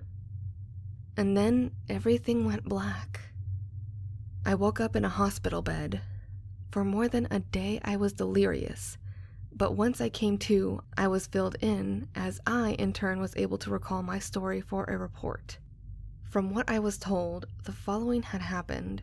The Dixon had been destroyed, lost with all hands, along with its escorts and of course, the District of Columbia. All told, the Navy lost more than 700 good men in the operation. Among them was a lieutenant named David Scott Lavelle, in the deadliest day in the history of the Navy at peacetime. But I learned something else as well. Based on the impact mark along the Agincourt's wrecked hull, it is evident that after feasting on the Dixon, the Leviathan hit Agincourt and knocked her clear to the surface, where another ship, the Arleigh Burke destroyer, Tecumseh, found her rolling in the surf with a broken hatch. The Navy will undoubtedly make an effort to cover up this story and explain away their losses as a disastrous training failure. But I'll have no part of that, nor any further efforts to hunt down the Leviathan. No, this story needs to be told, for those lost men, and for Lavelle, and for you. Like the pilot of Tuscany before me, I've accepted the fact that that thing down there should not be disturbed, and neither should its home. For the love of God himself, do not venture far into the deep, deep pit of the wild Pacific, for all our sakes. Hey guys, it's Mort here, and thank you so much for listening. I can't express how much I enjoyed this, and I hope that you guys did too. Huge thank you to Mother Creepypasta for narrating, and to Immunity Zero who joined us for part 2. I've linked their channels on the end screen and in the description, so please check them out and show them some love. They really, really deserve it. As always, if you enjoyed the video, please violently smash that like button and subscribe, or a newly freed emancipated zombie will protest near your door. Psst, if you didn't get it, it's because you haven't seen the camping compilation video. But anyway, for now guys, I'm going to sign off and get some rest. Stay awesome, and thank you so much for your support. It really does mean the world to me. And I'll see you in the next one. Hello all, and welcome to our first creepypasta collection. Today, we recount 5 truly chilling creepypastas with some friends of mine. So get comfortable and let the darkness take control. These past few weeks have been some of the most stressful ones of my life. Maybe that's why I'm finally starting to see him. I christened him Mortimer after it was apparent that he wasn't going to go anywhere anytime soon. I began seeing him at least 3 times a day. At first, Mortimer wasn't anything. He was a shapeless slither of a shadow, no dimensions or form. I find him sitting in chairs, standing in doorways, or holding objects in his matter. Whenever I saw him, my senses would go limp. My muscles would stiffen, and then I'd lose sense in them altogether. For the first time in months, I felt bliss. My eyelids would shut, and for a few precious seconds, I would feel as if nothing mattered anymore. I wasn't Edward. I wasn't human. I wasn't even alive. Just a teeny ball of pure nirvana for just a few moments. Then it was over, and I would find myself doing whatever Mortimer had been doing. Sitting in the same chair, standing in the same doorway, or holding the same thing that had been in his shadowy grasp a few moments ago. The first time I did this, I was startled. Then it became my sole escape. Every time I let myself drift into Mortimer's perpetual ecstasy, it lasted a few moments longer. I found that if I put my mind to it, I could resist the temporary neurological shutdown my brain underwent, but I rarely, if ever, did. I had a job as well. I spent most of the day typing up reports and spreadsheets, making sure the company didn't go out of budget on the various expenditures it engaged in. A motion at the corner of my eye caught my attention. Ricky, one of my coworkers, was walking towards the men's room. As he entered the bathroom, I noticed Mortimer at the door as well. I felt my grasp on reality fade away, and I welcomed it with open arms. When I re-entered the material world, I was sitting at my computer as if I hadn't gone anywhere. The report was finished. It was closing time. As I left the office, Mortimer was sitting in the driver's seat of the car, at the opposite end of the parking lot. I let myself go again, and found myself immediately in the driver's seat, the buzz of bliss still tangible at the back of my head. I had noticed something. Before I evaporated into my ethereal state, Mortimer was no longer a shapeless shadow. He had taken form. A diminutive figure with thin appendages and a rotund belly, his skin hairless except for a few thorny growths and a slick with fluid. That detail nagged me the whole drive home, dissipating the euphoric tingle that jolted down my spine. The next morning was Saturday. I woke up eagerly, not for the holiday, but for a chance to experience utter bliss once more. I looked out of the window. Mortimer glanced up with his wet, scarred face, not at my eyes, but into my chest, straight through to my heart. He was seated in the car, what felt to me like moments later I was in his place. I drove along aimlessly until I encountered, by chance, my parents' large luxury home.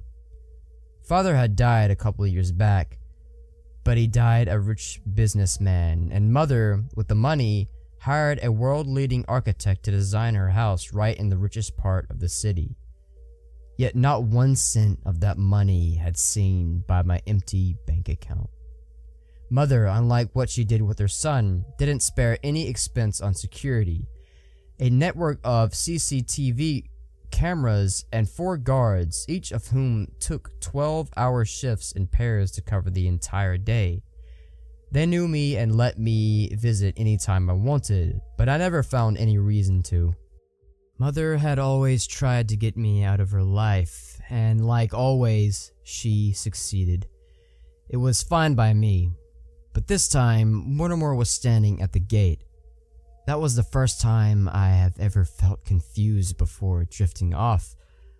I was even more bewildered when I woke up back in my car. The only thing that had changed being the time of day and the position of the guards. The whole drive back to the house, I was on edge. What had I done at Mother's place? Sunday morning came around, and that day I learned everything. When I looked up from my tear-sodden palms, Mortimer was squatting in front of me. Why? A simple question. You're wondering why I came into your life all of a sudden. Made you do all these horrible, horrible things. He laughed, a dry, throaty laugh. I am you, child. I am what tells you right from wrong. This hideous creature in front of you that your heart has forged.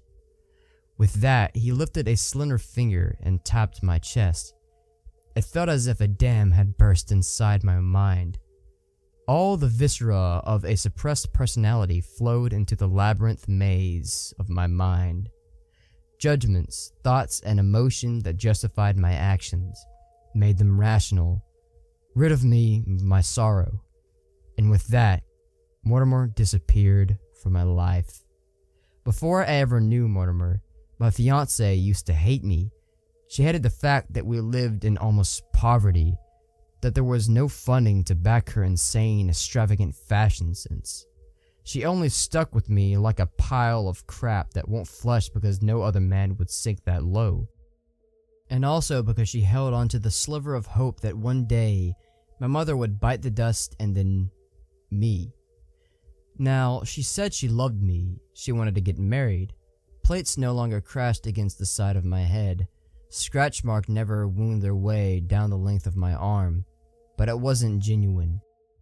She loved me because of what happened today. My boss called to tell me that I had earned the promotion I'd been dreaming about for months.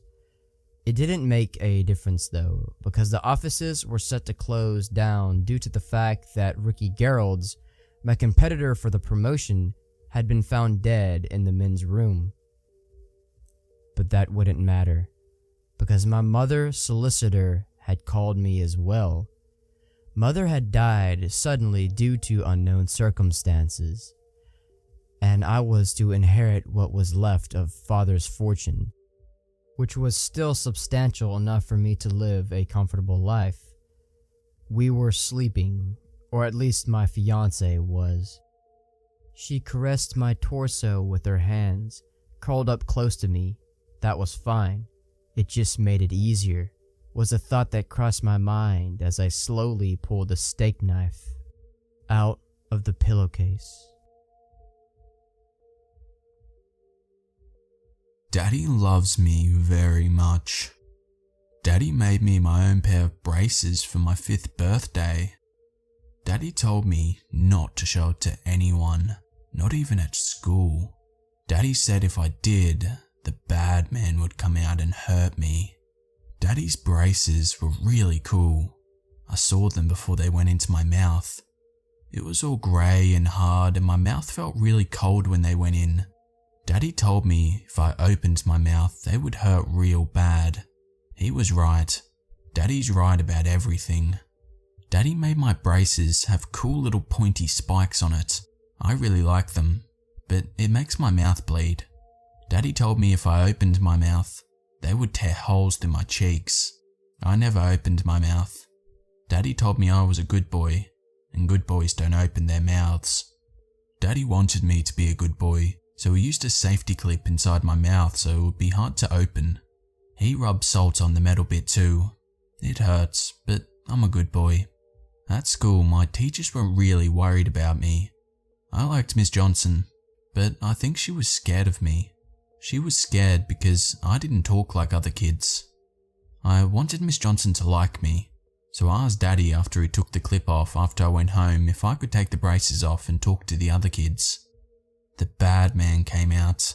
Daddy told me the bad man made my head hurt after I woke up. Daddy told me I was a bad boy. The braces made me bleed a lot. I couldn't open my mouth at school, so I had to swallow. When I came home and used the toilet, it would be red. It smelled like metal too. Daddy said the bad man would come if I didn't clean the bowl. He did. One day when I came home, there were policemen outside my house. I wanted to go inside, but a policeman grabbed me. The policeman was very nice. He asked me who I was, but I didn't open my mouth. Daddy told me not to open my mouth to policemen. The policeman told me to go home, and I tried to go inside again. The policeman took me away in his car. I cried. I wanted my daddy, but I didn't open my mouth. I was really happy when they took me to Daddy. He was sitting behind some glass. I ran to hug him, but another policeman stopped me. He asked me if this was my daddy. Of course he was, so I nodded. Then he took me away from Daddy. I cried again. The policeman said that he wanted to ask me something and then I could see Daddy again. He asked me a lot of questions, but I couldn't answer. He told me that Daddy couldn't hurt me here. I was confused. Daddy didn't hurt me. The bad man did. I thought the policeman got mixed up. I pointed to my mouth to tell the nice policeman that I was a good boy and that good boys don't open their mouths. The policeman tried to open my mouth. I screamed and blood went everywhere.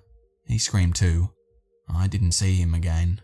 A police lady took me to a doctor. I was confused because I wasn't sick. When I woke up, my mouth didn't feel cold. I could open my mouth. I cried because I was a bad boy now. The bad man would hurt me. This time 2 policemen asked me questions. I told them about the bad man who would hurt me if I opened my mouth and how my daddy would save me.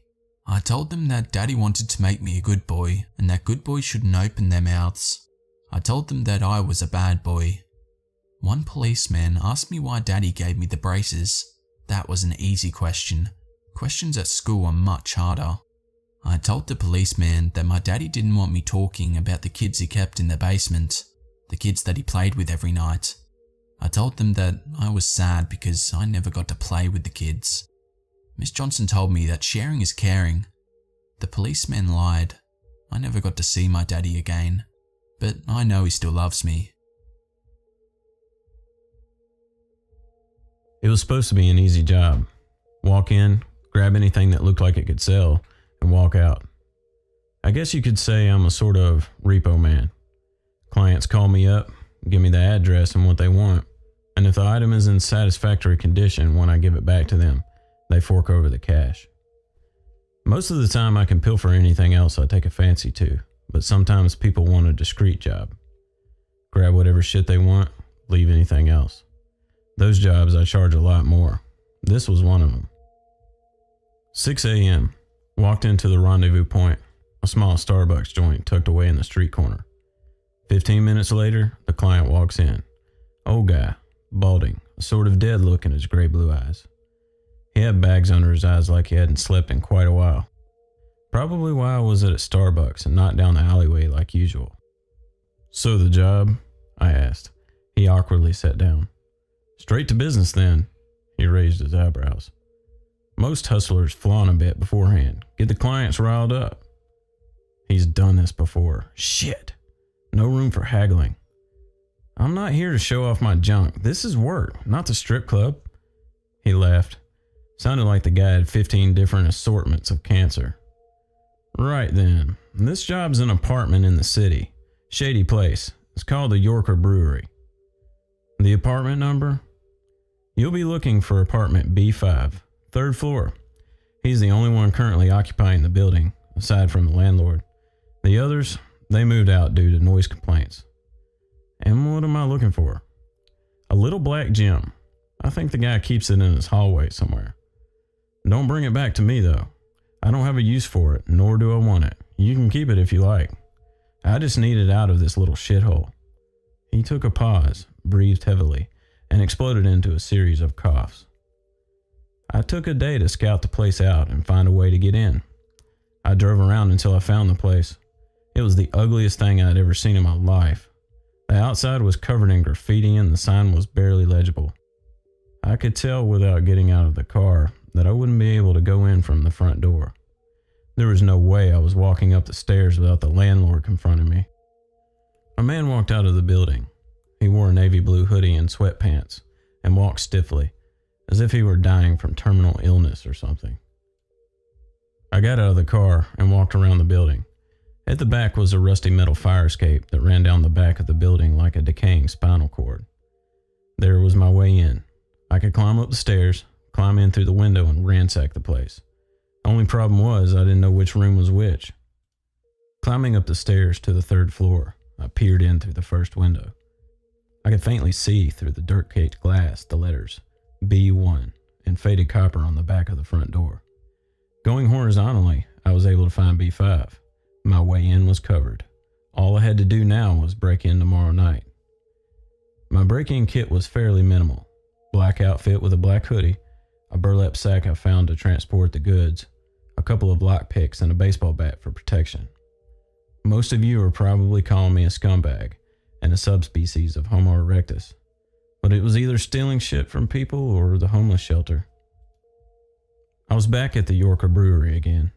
I climbed up the staircase, avoiding the steps that I remembered buckled and creaked under my weight. I reached the window and fit my fingers under the tiny crack. I was going to try and bust the lock open. It usually worked with windows like these. I pushed with all my strength and nearly fell inside. The Muppet left his window unlocked. I ducked in through the window and found myself in his living room. It was empty except for a sofa and a CRT television. My eyes widened as I took my baseball bat and I saw a figure in the corner, hidden by the shadows. We stared at each other for a minute. I then realized that it was just a mannequin. Turned to face the window I entered. It was made of shiny plastic and completely black. What do you need a mannequin in your living room for? To my right was a hallway with 2 doors on either side. At the end of the hallway was a squat little nightstand, and on top, out in the open, was the gym. Little was an understatement. This thing was almost as big as my fist. Bent low, I progressed through the hallway. I reached one door and put my ear to it. Nothing. Did the same with the next one. The owner was in there, snoring and coughing loudly in his sleep. In another 5 minutes, I was ducking out of the window with the gem in my sack. Even though it was bigger than I expected, it still weighed more than it let on. It would be going somewhere safe in my house till I could find a buyer. Next morning, I was back in the Starbucks. The old man walked inside and handed me the cash and sat down with me to talk about the job. "Everything went well?" he asked. "Yeah, man. Walked in, walked out, took the gem with me," I replied. Good, good. Where'd you find it?" The guy looked at me dead in the eye. He looked healthier, as if he was getting more sleep than before. "Guy left it out in the open, right in the hallway, exactly like you said. He even left the window open. You wouldn't believe it."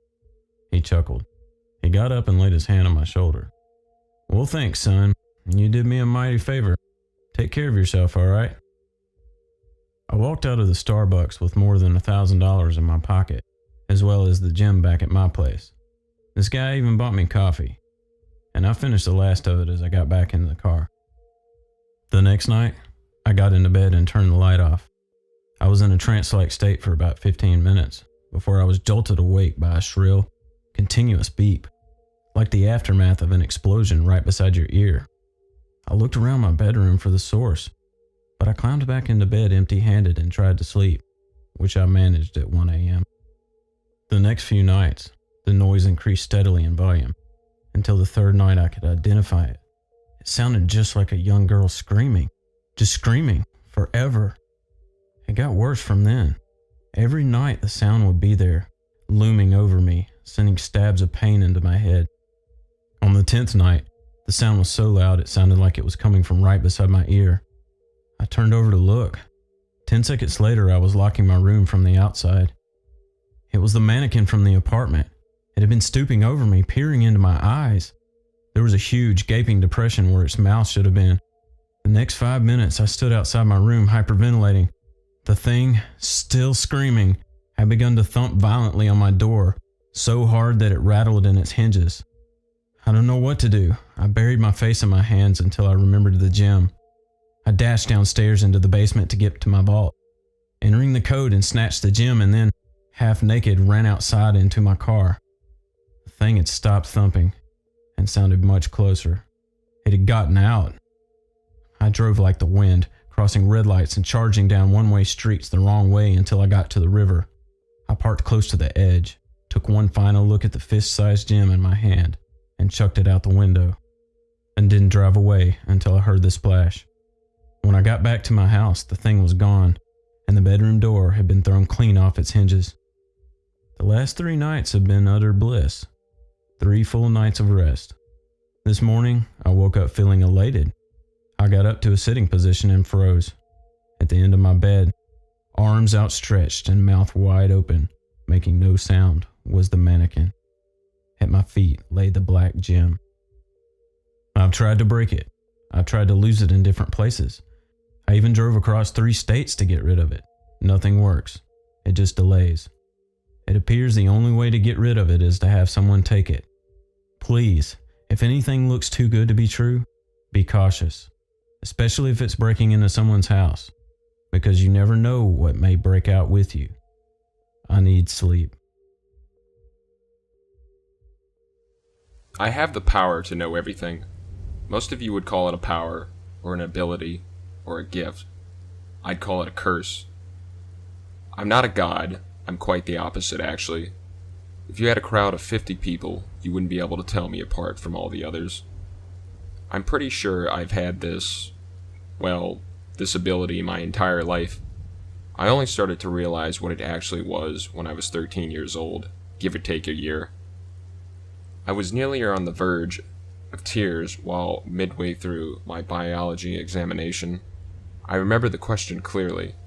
What was the name of the fine hairs that bacteria use to propel themselves? I was a stupid kid.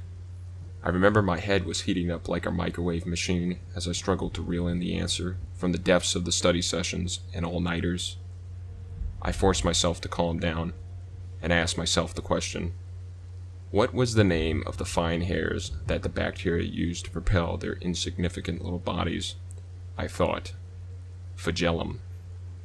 I just froze. I didn't think that. That was not my inner voice that just spoke to me. It was feminine in a way. Spoke each word coldly and clipped, like you would imagine a Wikipedia page would read.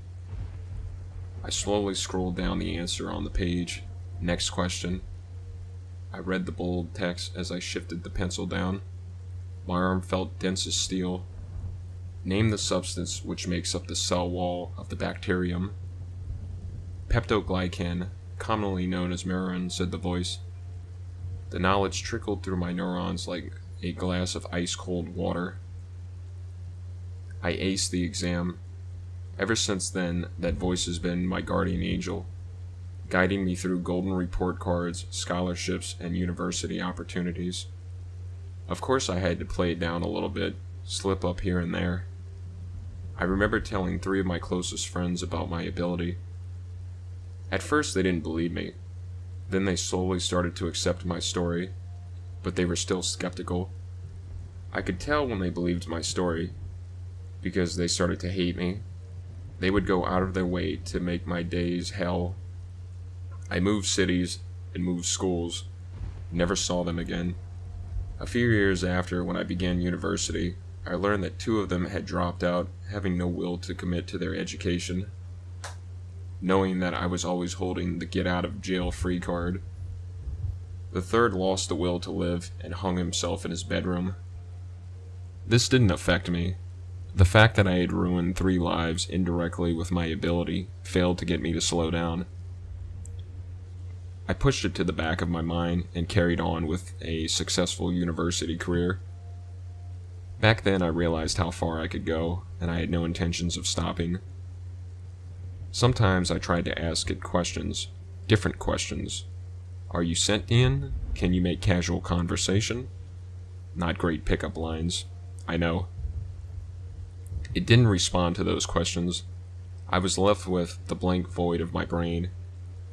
It did the same thing when I tried to ask it what could be considered impossible questions, like, what's the nature of the universe? Or, why does it exist? Is there a God? I soon came to realize that it wasn't a person, it was just a tool, like a database. I was a bit disappointed. Everyone else was just, so vastly inferior to me that it made it hard to make friends. Of course, there was nothing wrong with me. After I left university, I just kind of drifted around. It occurred to me that I really could become anything. An engineer, a scientist, whatever. Even professions that require effort were feasible. All I had to do was ask for the best route, and I was set in stone.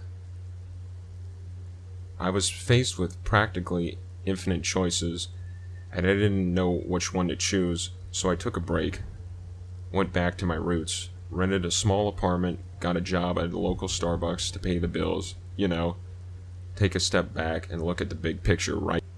10 days ago, I nearly lost my life. I didn't look both ways. That day I learned omniscience didn't necessarily mean invincibility. It humbled me a little. The trip to the ICU. I didn't break any limbs, luckily. Only a few fractured ribs and bruising. 3 days later, I was out. Bill paid by my parents. Don't worry about them. They're nothing important. Back at home, relaxing on my recliner, I began to wonder, could my gift predict the future? Maybe it could. It could save me the trouble of breaking a couple of bones. Maybe even help me avoid death. Or, hey, maybe I can make a fortune off of gambling. When will I die? I asked. I waited. 5 seconds passed. 10 seconds passed. I sighed. Dud question. It probably couldn't predict the future. Then, 7 days. I started shaking uncontrollably. I couldn't stop.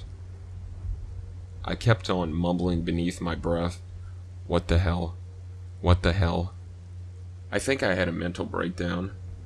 I don't remember.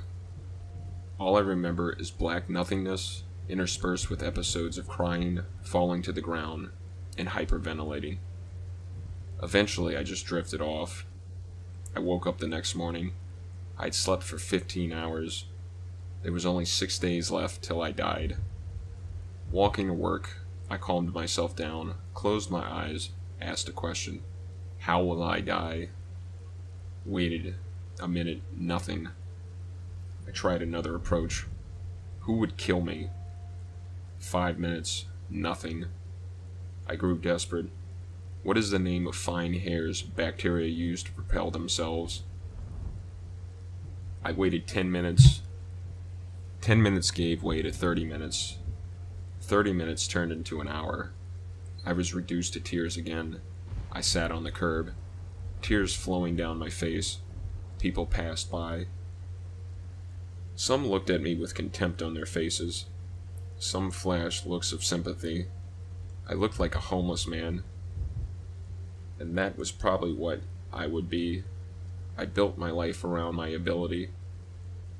Some part of my mind broke that night, knowing that I was about to die. And now it was gone. Everything went down the drain with it. I never studied. Barely knew what I was jolting down on those papers. A glimmer of hope cut through the gloom. No, I still had a life. I could keep my job at Starbucks, work my way up, still lead a humble life. I picked up myself and forced myself to walk to work. At work, I apologized to my boss for arriving more than an hour late. I started my shift with other workers I'd come to know. It fell apart within the hour. I was paranoid, with reason. They were out to kill me, all of them. I caught Shelb sizing me up through the corner of his eyes. Cassandra always passed behind me on our way to the coffee machines. All of the customers I tried to serve stared straight at my heart. I was gonna die here. On my 5th customer, I decided to make a break for it. There was no way through the entrance. There was too many of them. They would swarm me. I would die. I had to find another way. I made a break for the employees-only section, grabbing a fork on the way to the door. Shelb grabbed me. The fork was in my hand. Then it was inch deep in his jugular. I was running before he hit the ground. I ran from the screams. They were after me now. I burst through the back entrance and kept running. I could already hear the police sirens wailing like banshees. I would not die. I could not die. That was 6 days ago. With the little money I had, I dyed my hair blonde, bought some new clothes, and rented the cheapest apartment I could find. I can't go outside now. They're all after me, like a pack of bloodhounds. I won't die by their rules. I know that some of you aren't like them. You don't want to kill me. Not everyone wants to kill me. That would be insane, right? The rope is ready. Elder holds a cigarette between her fingers, blowing a puff of smoke into the chilly night air. She glances at the cancer stick with a minor look of shame and disgust. I really ought to quit these things, she tells herself quietly, as she tosses it to the ground. Her large platform boots crush it with a minor amount of force. She sighs quietly to herself and pushes a strand of her lilac hair out of her hazel eyes. Elder uses her black painted nails to scratch at the freckles on her nose and cheeks, a trait that would make sense if people knew her natural hair color was ginger, though not like it really mattered, since it seemed that few people paid attention to this small detail.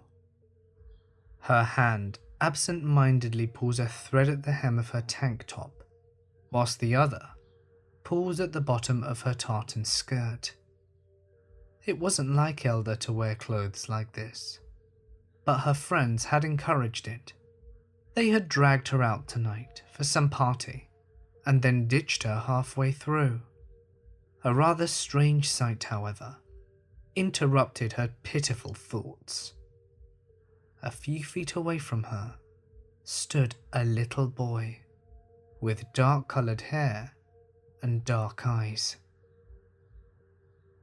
He seemed to stare into Edna's soul with his unblinking gaze. She shivers slightly and turns her attention more fully to her little admirer. "Why are you staring at me like that, kid?" The little boy takes a few steps towards her. "Why is your hair purple?" Elder couldn't help but smile at the innocence of the question. It wasn't something she was used to, as she rarely ventured outside her home. Having a well-paying job online can do that for you. "Well," she began, whilst tossing another strand out of her eyes, "I dyed it to look like this because I like it. Purple is my favourite colour." The idea of this seemed to fascinate the boy, who took another step towards her. "And why are you dressed like that?" he asked. Admittedly, this question caught Elder off guard, more than the last one at least. "I don't usually wear these clothes, but my friends wanted me to wear it for a party." The boy looked around for a moment, a confused look crossing his face. "Where are your friends?" Elder laughs quietly to herself, trying to think of an appropriate way to tell the child that her friends had ditched her. "Well, they had to meet up with someone and decided to leave me behind." Of course, the details were more risque than this, but that was not knowledge a boy should be hearing. A sad look came onto the boy's face. "They're not very good friends then, are they?" He remarks it with a bit of a whine, and Elder seems to consider the statement for a moment, before slowly nodding in agreement. "I suppose you're right," she says, "but they're the only friends who will talk to me." The boy perks up like a flower on a sunny morning for a moment, interested in the meaning behind Elder's words. "Why?" The question instantly made her nervous. She wasn't sure how to go about answering this. "Most people don't like me," she says, slowly and deliberately. Again, the boy repeats his question. He was far too young to really understand, why most people would walk on the other side of the street when seeing a girl like her. Arguably, it was a refreshing change. Finally, Elder sighs and sits down on the bench, close to where she was standing. I don't quite know, she admits. Just something about me makes most people scared. They act as if I'm a monster. The boy smiles wide and goes to sit next to her. Well, I don't think you're a monster. I think you're really nice and pretty. Elder blushes a bright shade of pink. Pretty? Me? She thinks to herself. Just the thought made her feel embarrassed. And to think it was being said by a child. What did she have to be embarrassed about? Thank you, she tells the boy quietly. But before the boy could say anything else, a nervous-looking woman crosses the corner, her hair disheveled and her clothes dirty. Once she sets her eyes on the boy, a smile crosses her face. But that smile quickly fades when her eyes set on Elder. Henry, get away from it right this instant, she yells to the boy. Henry looks sadly at the woman. Why, mother? She's just been talking to me, that's all. Henry's mother ignores his pleas and drags him by the arm away from Elder, who was just watching sadly from a distance as she slowly fades away. As he was being dragged, Henry lays eyes on a small memorial plaque placed by a lamppost. Alongside notes and stuffed toys was a picture of Elder, lilac hair covering her hazel eyes and freckles. Hey guys, it's Mort here, and thank you so much for listening. I would like to extend a huge thank you to all the collaborators for helping me out on this video. If there are any narrators in particular that you enjoyed, please be sure to check them out with the links provided in the description. I'd love to know which of these pastors were your favourites, so please be sure to let me know in the comments section below.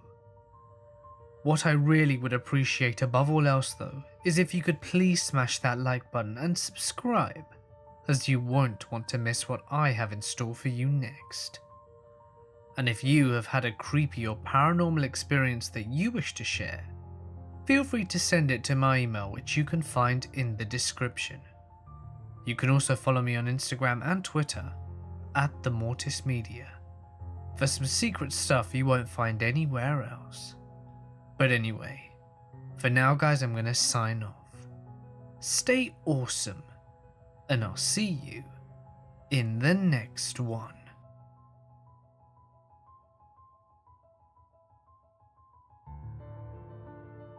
Good evening one and all, and welcome. Today we have a very special story indeed, about one of the most enigmatic books of all time, the Codex Gigas, aka the Devil's Bible. We're joined by the incredibly talented Spooky Stories for you in this twisted tale. So get comfortable and let the darkness take control.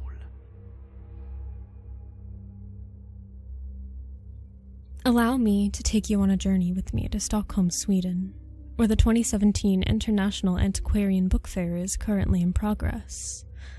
Cases of illuminated manuscripts, first editions of classical masterpieces, original drafts and letters in the genius's own hand, and of course the omnipresent odor of old leather and paper. Yes, there are similar book fairs held all over the world, but this one is singular because of the invaluable artifact I am carrying in my possession, a lost page from the Codex Gigas. The Codex has long held fascination for me since I discovered the legends surrounding its mysterious origin. The Bible was created in a 12th century Benedictine monastery in Bohemia, now part of the Czech Republic. It was written by the monk known as Herman the Recluse, who reportedly broke his monastic vows and was sentenced to be walled alive inside the monastery as punishment. In a desperate attempt to avoid his fate, Herman offered to write a book containing all human knowledge in a single night in exchange for leniency. Herman attempted this impossible task, but his prayers for divine assistance were ignored. As his last resort, the monk offered a prayer to Lucifer, who agreed to finish the book in exchange for his soul. The monk added this picture of the devil in gratitude for his aid. Since its creation, the book has traveled thousands of miles, as it has been lost, traded, stolen, and handed down through the generations. The book was damaged when it was plundered in Sweden's 30-year war before reaching its final destination in the National Library of Sweden. Although some of the lost pages have been recovered, many more were destroyed or secretly coveted within private collections around the world. So you can imagine my excitement when I stumbled upon one of the pages being offered in a pawn shop adjacent to a used microwave in a dollhouse. The owner didn't have the faintest idea what it was, but he said he was happy to get rid of it because of the oppressive atmosphere which seemed to surround it. Makes the whole place feel like a graveyard somehow, he told me. Beautiful on the surface, but you can't enjoy it proper on account of what's underneath. The moment I touched the page, I understood what he meant. It was as though the lights in the shop dimmed, although I could still see with perfect clarity. It's difficult to describe, but imagine shutting off all the lights the same instant you develop the ability to see in the dark. I attributed this to a fanciful imagination, born from those old legends, however, and I didn't let it disturb my alacrity at such a valuable discovery. The Latin text was indecipherable to me, but I figured it was just more psalms and could be translated at the ongoing book fair. I brought my prize inside and found a vendor willing to exhibit the page for $125,000 in exchange for a commission. The page wasn't on display for more than 5 minutes before a small crowd had already begun to form. "I'll take it for $100,000, an elderly man said. He wasn't so much wearing spectacles as they were wearing him, and I could barely see his face through the massive lenses. $110, from a woman wearing so many furs that I shouldn't be surprised if she started howling. "Don't sell it yet. Wait for the representative from the National Library," from a third, rushing off through the fair to find him. I readily obliged, my mind already tracing 100 ways for me to spend my newfound fortune. I expected a fuzzy old librarian to come and try to convince me to donate my find, so I mentally prepared myself to negotiate against the growing number of bids. It took a moment before I recognized the tall man in a suit who returned to be the librarian. His keen blue eyes, long blonde ponytail, and hard, uncompromising jaw didn't fit the stereotypical profile. $200,000 as a final sale were the first words out of his mouth. The bubbling request around us immediately died down into a hushed murmur. The librarian ran his fingers expertly over the vellum pages as though caressing a loved one. $250,000, and you do not consider other bids, the bespectacled man chirped. I couldn't very well ask if anyone could beat it with that stipulation, so I simply raised an eyebrow and waited to see if someone would interject with their own. The librarian pulled out his phone and started texting. The phone slid into his pocket, and he put his arm around my shoulder in camaraderie. Or at least that's how he no doubt intended it. This gesture felt more like a car salesman trying to change your mind from a minivan to a sports car. 200 is more than fair, and it would be a national travesty not to have this be reattached to the book it was stolen from. He was trying to subtly steer me away from other bidders, but I held my ground. I'm sorry, but if the other gentleman is the leading bid... What other gentleman? He interrupted. I turned to scan the crowd, but there was no sign of the bespectacled man. Where did he go? He offered $250,000 for... Oh, that old trickster, the librarian said, his grip tightening slightly around my shoulders. He's been making false bids all night, just to get a reaction out of people. Come now, you won't find a better deal than $200,000. I literally paid $80 for the page this morning. I didn't want to get greedy and push my luck, so I agreed. All the proper paperwork was filled out, and the exchange was made. The librarian, Dr. Beckel, congratulated me and wrapped his arm around my shoulder once more as we parted. Did you feel it when you touched the page? Dr. Beckel asked in a half-whisper. I didn't need to ask for clarification. I just nodded, not wanting to sound foolish by indulging in my fantasy. It's nothing compared to the presence of the book.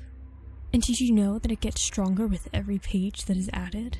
The warm buzz of the book fair faded away around me, and I felt a clammy chill dash across my skin. "What is causing it?" I asked him. "You know," Dr. Buckle grinned. "Would you like to touch the book after your page has been restored and reinserted?" "What on earth for?"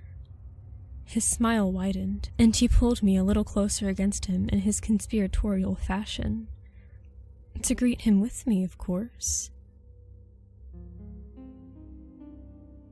The book was breathing. That was the first thing I noticed when I entered the back room of the National Library of Sweden. I hadn't expected Dr. Beckel to call me until this morning, but my restless slumber was disturbed in the dead of night by a phone call. Hello? Everything okay?" I asked. What respectable person would call after midnight except in an emergency? "Yes, indeed. Come join me, will you?" "Who is this? What time is it?" I asked. "It's Dr. Beckel, and it's imperative you come at once." The line went dead. I squinted against the harsh light from my screen. 1 a.m. A text message flashed the library's address, then another containing a mapped route. I set my phone down, but it kept beeping and flashing. Passcodes to enter the building. Floor directory inside the building. A combination of the backroom vault where the book was. I tried calling him again, but it just went to voicemail. He had evidently planned this out quite extensively. A looming dread hung about me while I stumbled around the room getting dressed. What emergency could possibly arise from a book? Unless, of course, the legends were true. By the time I arrived to the library, I had fully convinced myself against the absurd idea. I didn't see any security on the way in, so I figured Dr. Beckel had dismissed them for the evening and invited me now so I wouldn't be seen. Perhaps it was against their regulations to allow an outsider into the vault, and he was simply extending a courtesy to me for discovering the artifact. Of course, we had enigmatically parted with him saying to greet him with me, but even that could be an awkward translation for seeing the book. Dr. Beckel was kind enough to speak English for my benefit, so I couldn't hold an odd turn-off phrase against him. I knew the book was inside even as I approached the door. The air was somehow tangible as though resisting my advance, and a compulsion set about me to run without cause. I typed the vault combination into the keypad and opened the door, and I was shocked to find my fingers stiff as though frostbitten by cold. Dr. Beckel was standing over a steel table with a massive tome open before him. I didn't get a true sense of the thing scaled from a page, but weighing in at least 165 pounds, measuring almost 3 by 2 feet across, and stitched with the skin from over 150 different donkeys, the Codex Gigas was truly the most magnificent book I had ever encountered. Oh, and it was breathing. The pages fluttered softly up and down in the dead air, and I could feel my own breath and heart automatically resonate and match the even pulses. The sensation of a nameless terror was even stronger up close, almost as though I just remembered I was being chased while not being able to recall who or what was pursuing me. "It's beautiful, isn't it?" Dr. Beckel asked, not taking his eyes off the book. His words came in short, halting bursts as they, too, matched the pulsing rhythm. "It thanks you for the missing page." "What is going on?" I tried to force myself to take a deep breath, but it caught my throat and expelled involuntarily in time with the rhythm. Dr. Beckel closed the codex, and the intensity of its presence immediately lessened. He turned toward me, with a maniacal gleam in his eye almost as terrifying as the book. "Do you know what is so fascinating about Herman the Recluse?" His words slurred over one another in their haste, and I didn't have the chance to respond. Not the desperate plight he found himself in. Not that he wrote this. Not even that his soul is still bound within its pages. What is truly remarkable about Herman is that when he called out in the blackest night of his need, he found a voice who answered. "But how do you know about his soul? What has he told you?" "He told me he wants out, that he's ready to make a deal again," Dr. Beckel said, tenderly running his hands down the book's spine. "Only he has nothing left to offer the devil, so he's made a deal with me instead." I don't understand what any of this has to do with me, I replied. If he was just trying to show off, then I'd seen enough. But it has everything to do with you. Dr. Beckel practically shrieked. I need Herman to tell me he struck a deal with Lucifer, and Herman needs a body to bind his soul and escape the book. Naturally, I couldn't offer my own. But you, my dear, dear fellow, have a perfect vessel for his use. Beckel opened the book again now, and my heart arched as it strained to race in conflict with the encompassing rhythm. The words burned upon the page as though written in fire, and though I urged my body to retreat toward the door, I found my feet jolting inexorably forward with each gasping breath. I struggled helplessly as Dr. Beckel whipped a butterfly knife from his pocket.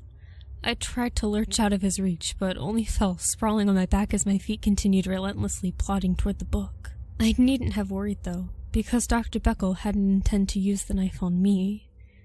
I watched from the ground as he drew a blade across his own palm, spilling his blood freely over my reclaimed page. The thick drops sizzled on the paper like water does in a hot pan, and a cloud of bloody must pervaded the air. The deal is struck, Dr. Beckel grunted through the pain. Take your prize, and then deliver mine. The odor from the red mist stung my eyes and blurred my mind. The sound of his voice was like an avalanche. The intolerable pulse from the heaving book dominated my thoughts until my entire world existed in each beat. Each pause between was a vacuous nightmare of suspense and anticipation.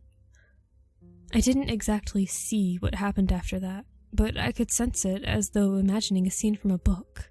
I felt my body. What used to be my body, anyway, standing up from the floor to stagger across the room. I felt Dr. Beckel embrace him and help him stand.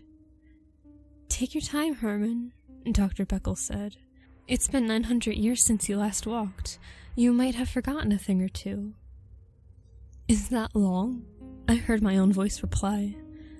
That is no greater span than an hour in hell, just as infinite suffering cannot be halved. Eternity, then, has come and gone, and my pact with Lucifer is at last resolved. Dr. Beckel opened the door. I tried to shout, to move, but I had no body to fight against my prison. Eternity is nothing to me if it means I can wield the devil's hand. You will show me the right you called him by. If I have learned anything from my ordeal, Herman said from my body, is the power of one's word. I shall give unto you what is promised, but we must first gather some ingredients for the ritual. I had never felt such an abject anguish as watching my body leave me. I couldn't feel pain as I did when I was alive. No receptors or frayed nerves registered my dire situation, but I was overcome with a spiritual torment which crushed my every perception. In that moment, every good memory of my life was tainted, every smile twisted, every affection insincere, and every triumph or pride I ever possessed was altered to feature my shame and self-loathing. I felt as though I must have lived the most despicable life in the history of man, but even knowing it was over brought me no relief, because I knew I must spend eternity now recalling and obsessing over my misery. I felt I must be destined to wait until unknown eons brought the human race crumbling into death around me, and still I would be bound to sit alone and dwell upon my grief. I don't know how much time passed in such a miserable state, but I blessed the disruption of the opening door as though it were an angel coming to rescue me. The bespectacled man from the book fair, now carrying a large backpack, crept into the room to regard me. He walked effortlessly up to the steel table as though unaffected by the book's preternational presence till it closed my door. Instantly I felt some degree of sanity and stability return, and I held on to my conscious spark for all it was worth. Can you hear me? I screamed in my mind. Herman has stolen my body. I'm trapped here. Henry Higgins, he replied. Presumably his name, Henry withdrew an identical Codex Gigas from his backpack and laid it upon the table. He then picked me up and secured me in the pack. What? Yes, I can hear you. Now where did they go? To gather ingredients for a rite to summon Lucifer, but I don't know what. Not to worry, I'll handle it from here. Come now, we're going to get your body back. Why are you helping me? Because Dr. Beckel stole something from me. His narrowed eyes flashed dangerously behind his spectacles. And that was a very foolish thing to do. Henry Higgins moved with the vitality of a much younger man. I could sense my surroundings around the backpack and felt him carry me to one obscure shop after another. I couldn't quite make out where these places were, but none of them had any signs or banners to distinguish their unusual wares. The hand of a nun, skeletal fragments from dead kings, and a cat which had been skinned and turned inside out, just to name a few. Henry conversed rapidly with each shop owner in an unfamiliar tongue before moving on to the next. After 3 or 4 such stops, he seemed to receive an answer which satisfied him, prompting us to take a cab out of town. What are you going to do when you find him? That depends on how quick we are. If he has already finished the ritual, then it will be up to him to decide what will happen next. Do you have any idea why he wants to make a pact with Lucifer? Not precisely, but I am familiar with his type. No doubt some short-sighted, selfish goal that will not bring him half the satisfaction he is anticipating. But you weren't going to use the book for the same thing, were you? Do I look like a fool? Perhaps I do, but that is a fault of my years and not my sensibilities. No, I simply want to make him pay. No one steals from me. My ordinary senses might be clouded, but I could feel the ritual in progress like a black lighthouse drawing me through the woods. Henry trusted my directions as I navigated through the dense pine trees which huddled so close together as to block out the sky. As I drew near, I could feel the rhythm of my own pulse harmonize with the presence. My conscious thoughts were devoured by the beat, and I must have lost consciousness for a moment, because suddenly I was in a clearing of trees inside a large circle of salt upon the ground. "Who are you? What are you doing here?" Dr. Beckel asked. He was standing with Herman, who knelt with a bloody butcher's knife. Rolls of yellowed parchment lay as bedding for a headless goat which stained the paper deep scarlet. "I hope I didn't interrupt anything," Henry Higgins said. "That man from the book fair." Dr. Beckel choked in disbelief. "And what have you caught there?" "It does not matter," Herman said. "The ritual is complete. Lucifer arrives." I strained to feel if anything had changed. The presence which drew me here had lifted. The pulsing was all but gone. Dr. Beckel glanced anxiously around him, while Herman remained kneeling with his head bowed in silent reverence. "You tricked me," Dr. Beckel snarled. "Where is he? Why don't I see him?" "He's already here," Herman replied. Henry Higgins shrugged and put down the backpack. "Satan sum et nihil humanum et me alienum puto." "Game is up, boys. But you didn't need all that mumbo-jumbo to bring me here. If you want my attention, all you have to do is steal from me." He didn't feel any different, but there was something about the tone of Henry's voice which left no doubt in my mind. The words carried a certain weight, as though gravity itself would stop to listen to what he said. I had spent the afternoon with the devil without even realizing it. "Herman and I had a deal," Henry continued, "and I know the same presence must be weighing on the others, for they let him speak without interruption. His soul was mine from the moment I bound it with the Codex Gigas, and by setting him free you have stolen from me. I do not like being stolen from." The last words bellowed from all directions like the forest itself was screaming. Dr. Beckel fell to his knees from the impact of that voice, but he immediately reclaimed his footing. "Take him back. I don't care," Beckel said. "You and I have a deal, though, don't we? I called you when you answered. You shall serve me if you want my soul, too." "First things first," Henry said. He snapped his fingers and I coughed blood. Both events happened simultaneously. One instant I was inside the book, the next I was kneeling in the circle beside Dr. Beckel, back in my own body. "Enough!" Dr. Beckel screamed. "Now for my wish, Lucifer. I want you to let all the sinners out of hell and bring them here to earth. I want your army of the damned to obey my orders and serve me until my dying breath, until the day you return to claim my soul. I don't want to see you again." Henry laughed, long peals of sardonic laughter which reverberated down into my bones. A cold wind whistled through the trees, making the whole forest seem to be laughing alongside him. Dr. Beckel gripped the knife tighter in his hand, looking as though he were about to lunge at Henry. The rite is complete. We have a deal, Lucifer. Don't worry, the damned will be here soon enough, Henry said. They will rise with the coming of the beast. But Herman never made a deal with Lucifer. There is no Lucifer. When he called out into the night, it was I who answered, and I do not serve man. What are you? Dr. Beckel dropped once more to his knees. How are you even in this world if it were not for my summons? The second demon seed has grown ripe within me, Henry said. And so I have returned. 5 more to go before the beast arrives. Dr. Beckel growled in exasperation and leaped at Henry. The bespectacled man waved his hand and a searing flame engulfed the librarian. I watched, transfixed, as Beckel's skin melted off like running water, revealing bones splitting from the heat, and clouds of evaporating blood and marrow which filled the air. Henry turned his gaze toward me, where I still knelt in the circle. He grinned, sheepishly, like a schoolboy who was caught misbehaving. Thank you for your help.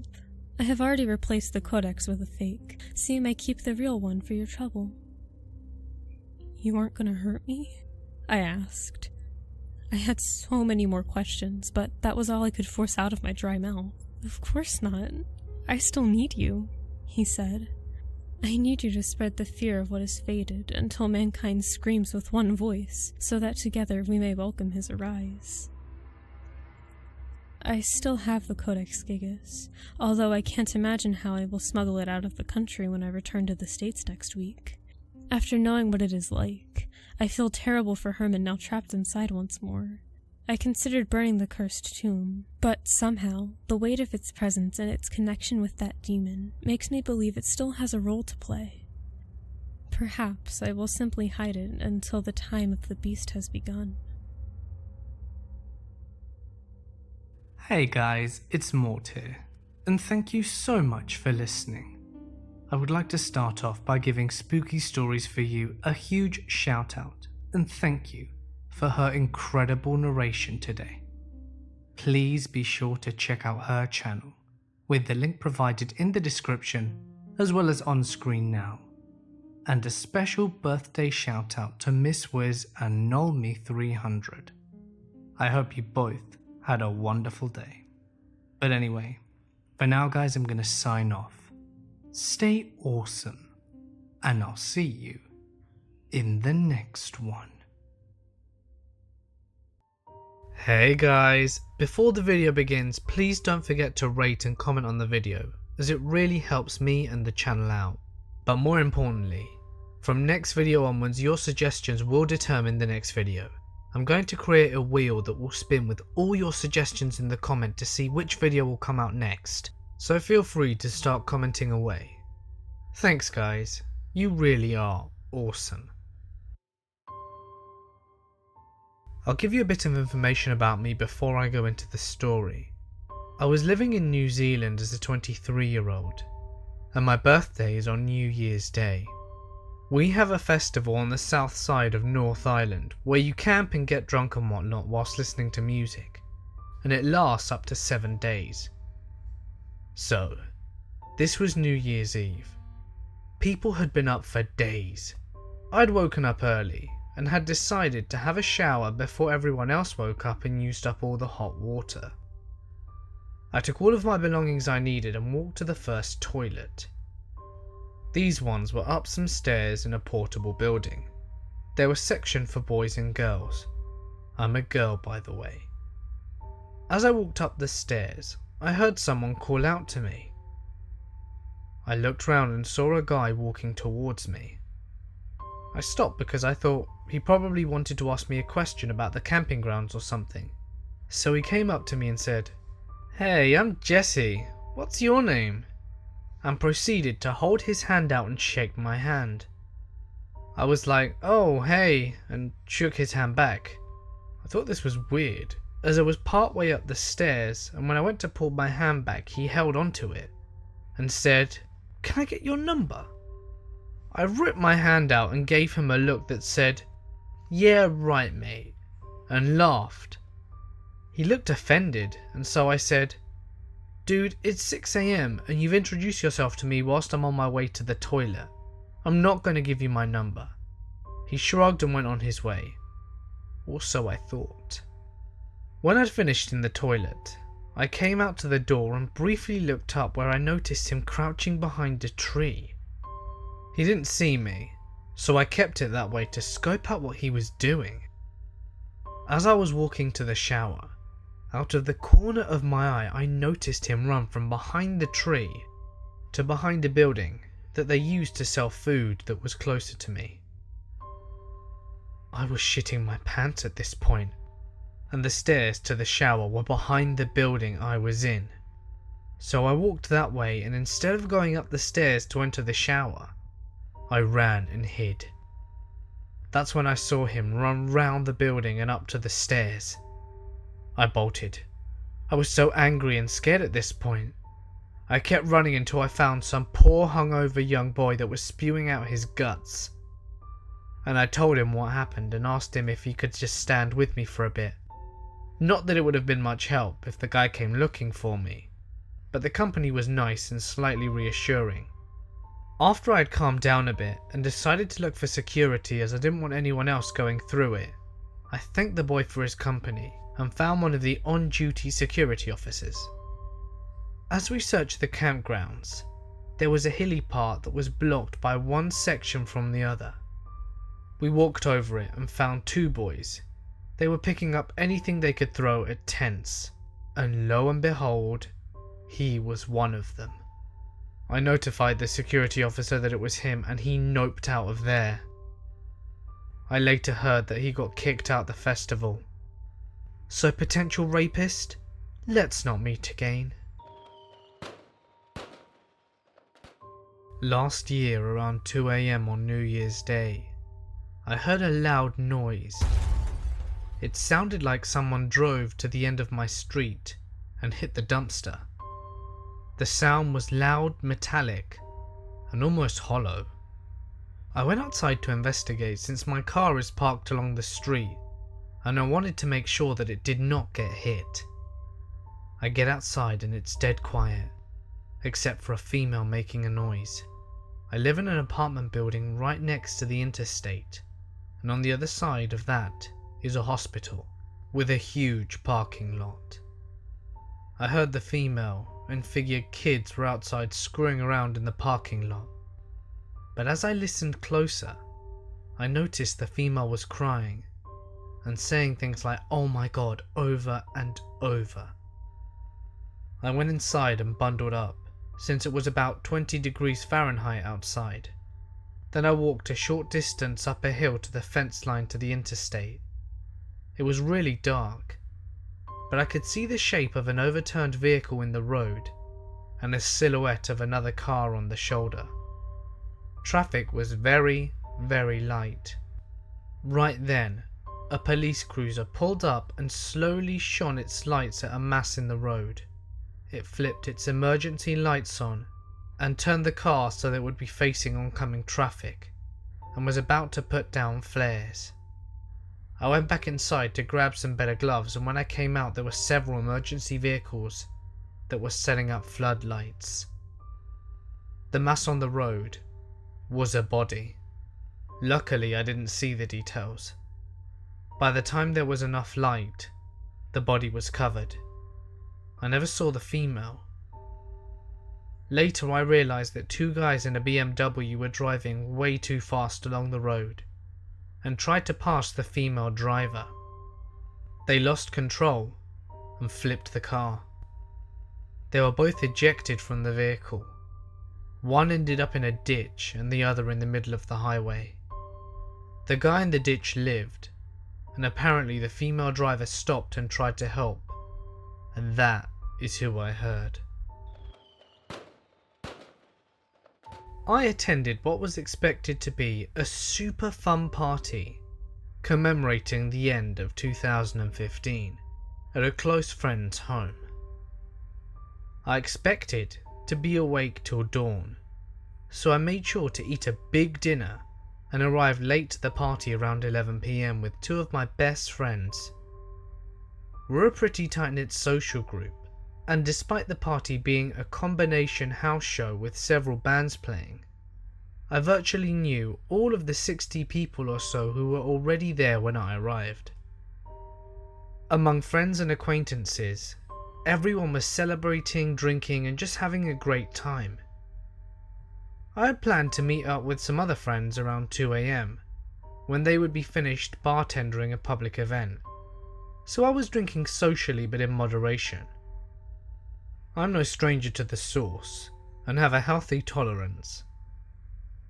By midnight the party had grown to at least 100 people, and by the time there were people drifting in from neighbouring parties and the surrounding university area. I opened my third beer at 1 AM and continued taking pictures, snaps, and messaging other friends who were not there. Around 1:30 I started to feel really drunk, and thinking that perhaps I was just overwhelmed by the constant activity around me, as I hadn't really drunk all that much yet. I stepped into the most empty part of the living room for a breather and messaged my friend. I sent her a message inviting her to the party as we planned on meeting up. As I'd finished my message, I felt someone come up behind me. He pressed his body against mine and he grabbed my hip. As I straightened up, I could feel him bending down slightly to whisper in my ear. But it wasn't a whisper. He clearly said to me, "In a few minutes, you aren't going to remember anything, and then I'm going to rape the shit out of you." I froze. It hit me. I wasn't feeling really drunk. The confusion that I had attributed to the social anxiety of the large crowd I was experiencing because I had been drugged.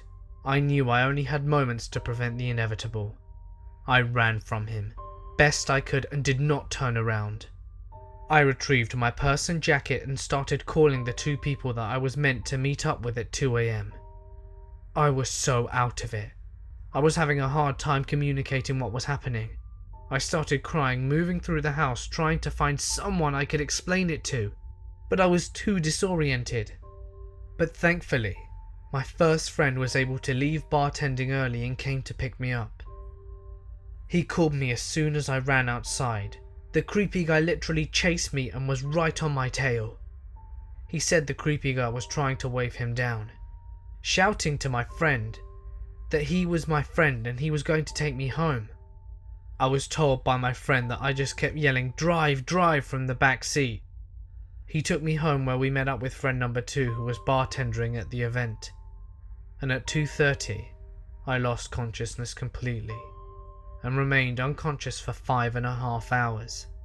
They were shaking me, trying to get some kind of reaction, but nothing. I didn't respond in any way. They sat up with me throughout the night to try and make sure I was okay, and at around 7 AM I somehow managed to get up and climb out of bed. At 9 AM I woke up with a start and had no idea where I was, but was so relieved to discover I was safely at home. I was high for a total of 20 hours and did not feel normal again for several days. I don't think I'll ever know who drugged me, and only have a very vague description to work from. Be careful with your drinks. It was New Year's Eve, and I was home alone. I left a full pack of cigarettes on my coffee table. I remember throwing them down and staring at the pack a while thinking, it's New Year's Eve. Today is my last day. For the new year, I'm gonna quit. And this is my last pack. An hour later, I went to grab a cigarette, and the pack was gone. I had a very pronounced thought in my head go, you shouldn't be smoking anyway. Okay. So I figured it was possible that I moved them absent-mindedly, or that my kitty may have had some fun playing with it. I looked everywhere, and I had no luck. Annoyed, I went to my secret stash, as I always keep some extra cigarettes in my drawer. I had a few puffs and decided to save the rest for later. I came back inside and put the cigarettes and lighter right underneath my coffee table. I went to do some dishes and came back to grab another cigarette to have one more smoke. The lighter was there, but the box of cigarettes was not. I was the only one in that room, and I can guarantee that my cat was not in there the whole time. I was not drunk, and I was not on drugs. I looked everywhere, and I found absolutely no trace of either boxes. I found it really creepy. But oh well, I needed to quit anyway. Hey guys, it's Mort here, and thank you so much for listening. Have a safe New Year's Eve, everyone. All comments and ratings would be very much appreciated, especially to determine which video we'll make next. So get your voice heard and comment down below. You can also follow me on my various social medias in the description. But for now guys, I'm going to sign off. Stay awesome, and I'll see you in the next one.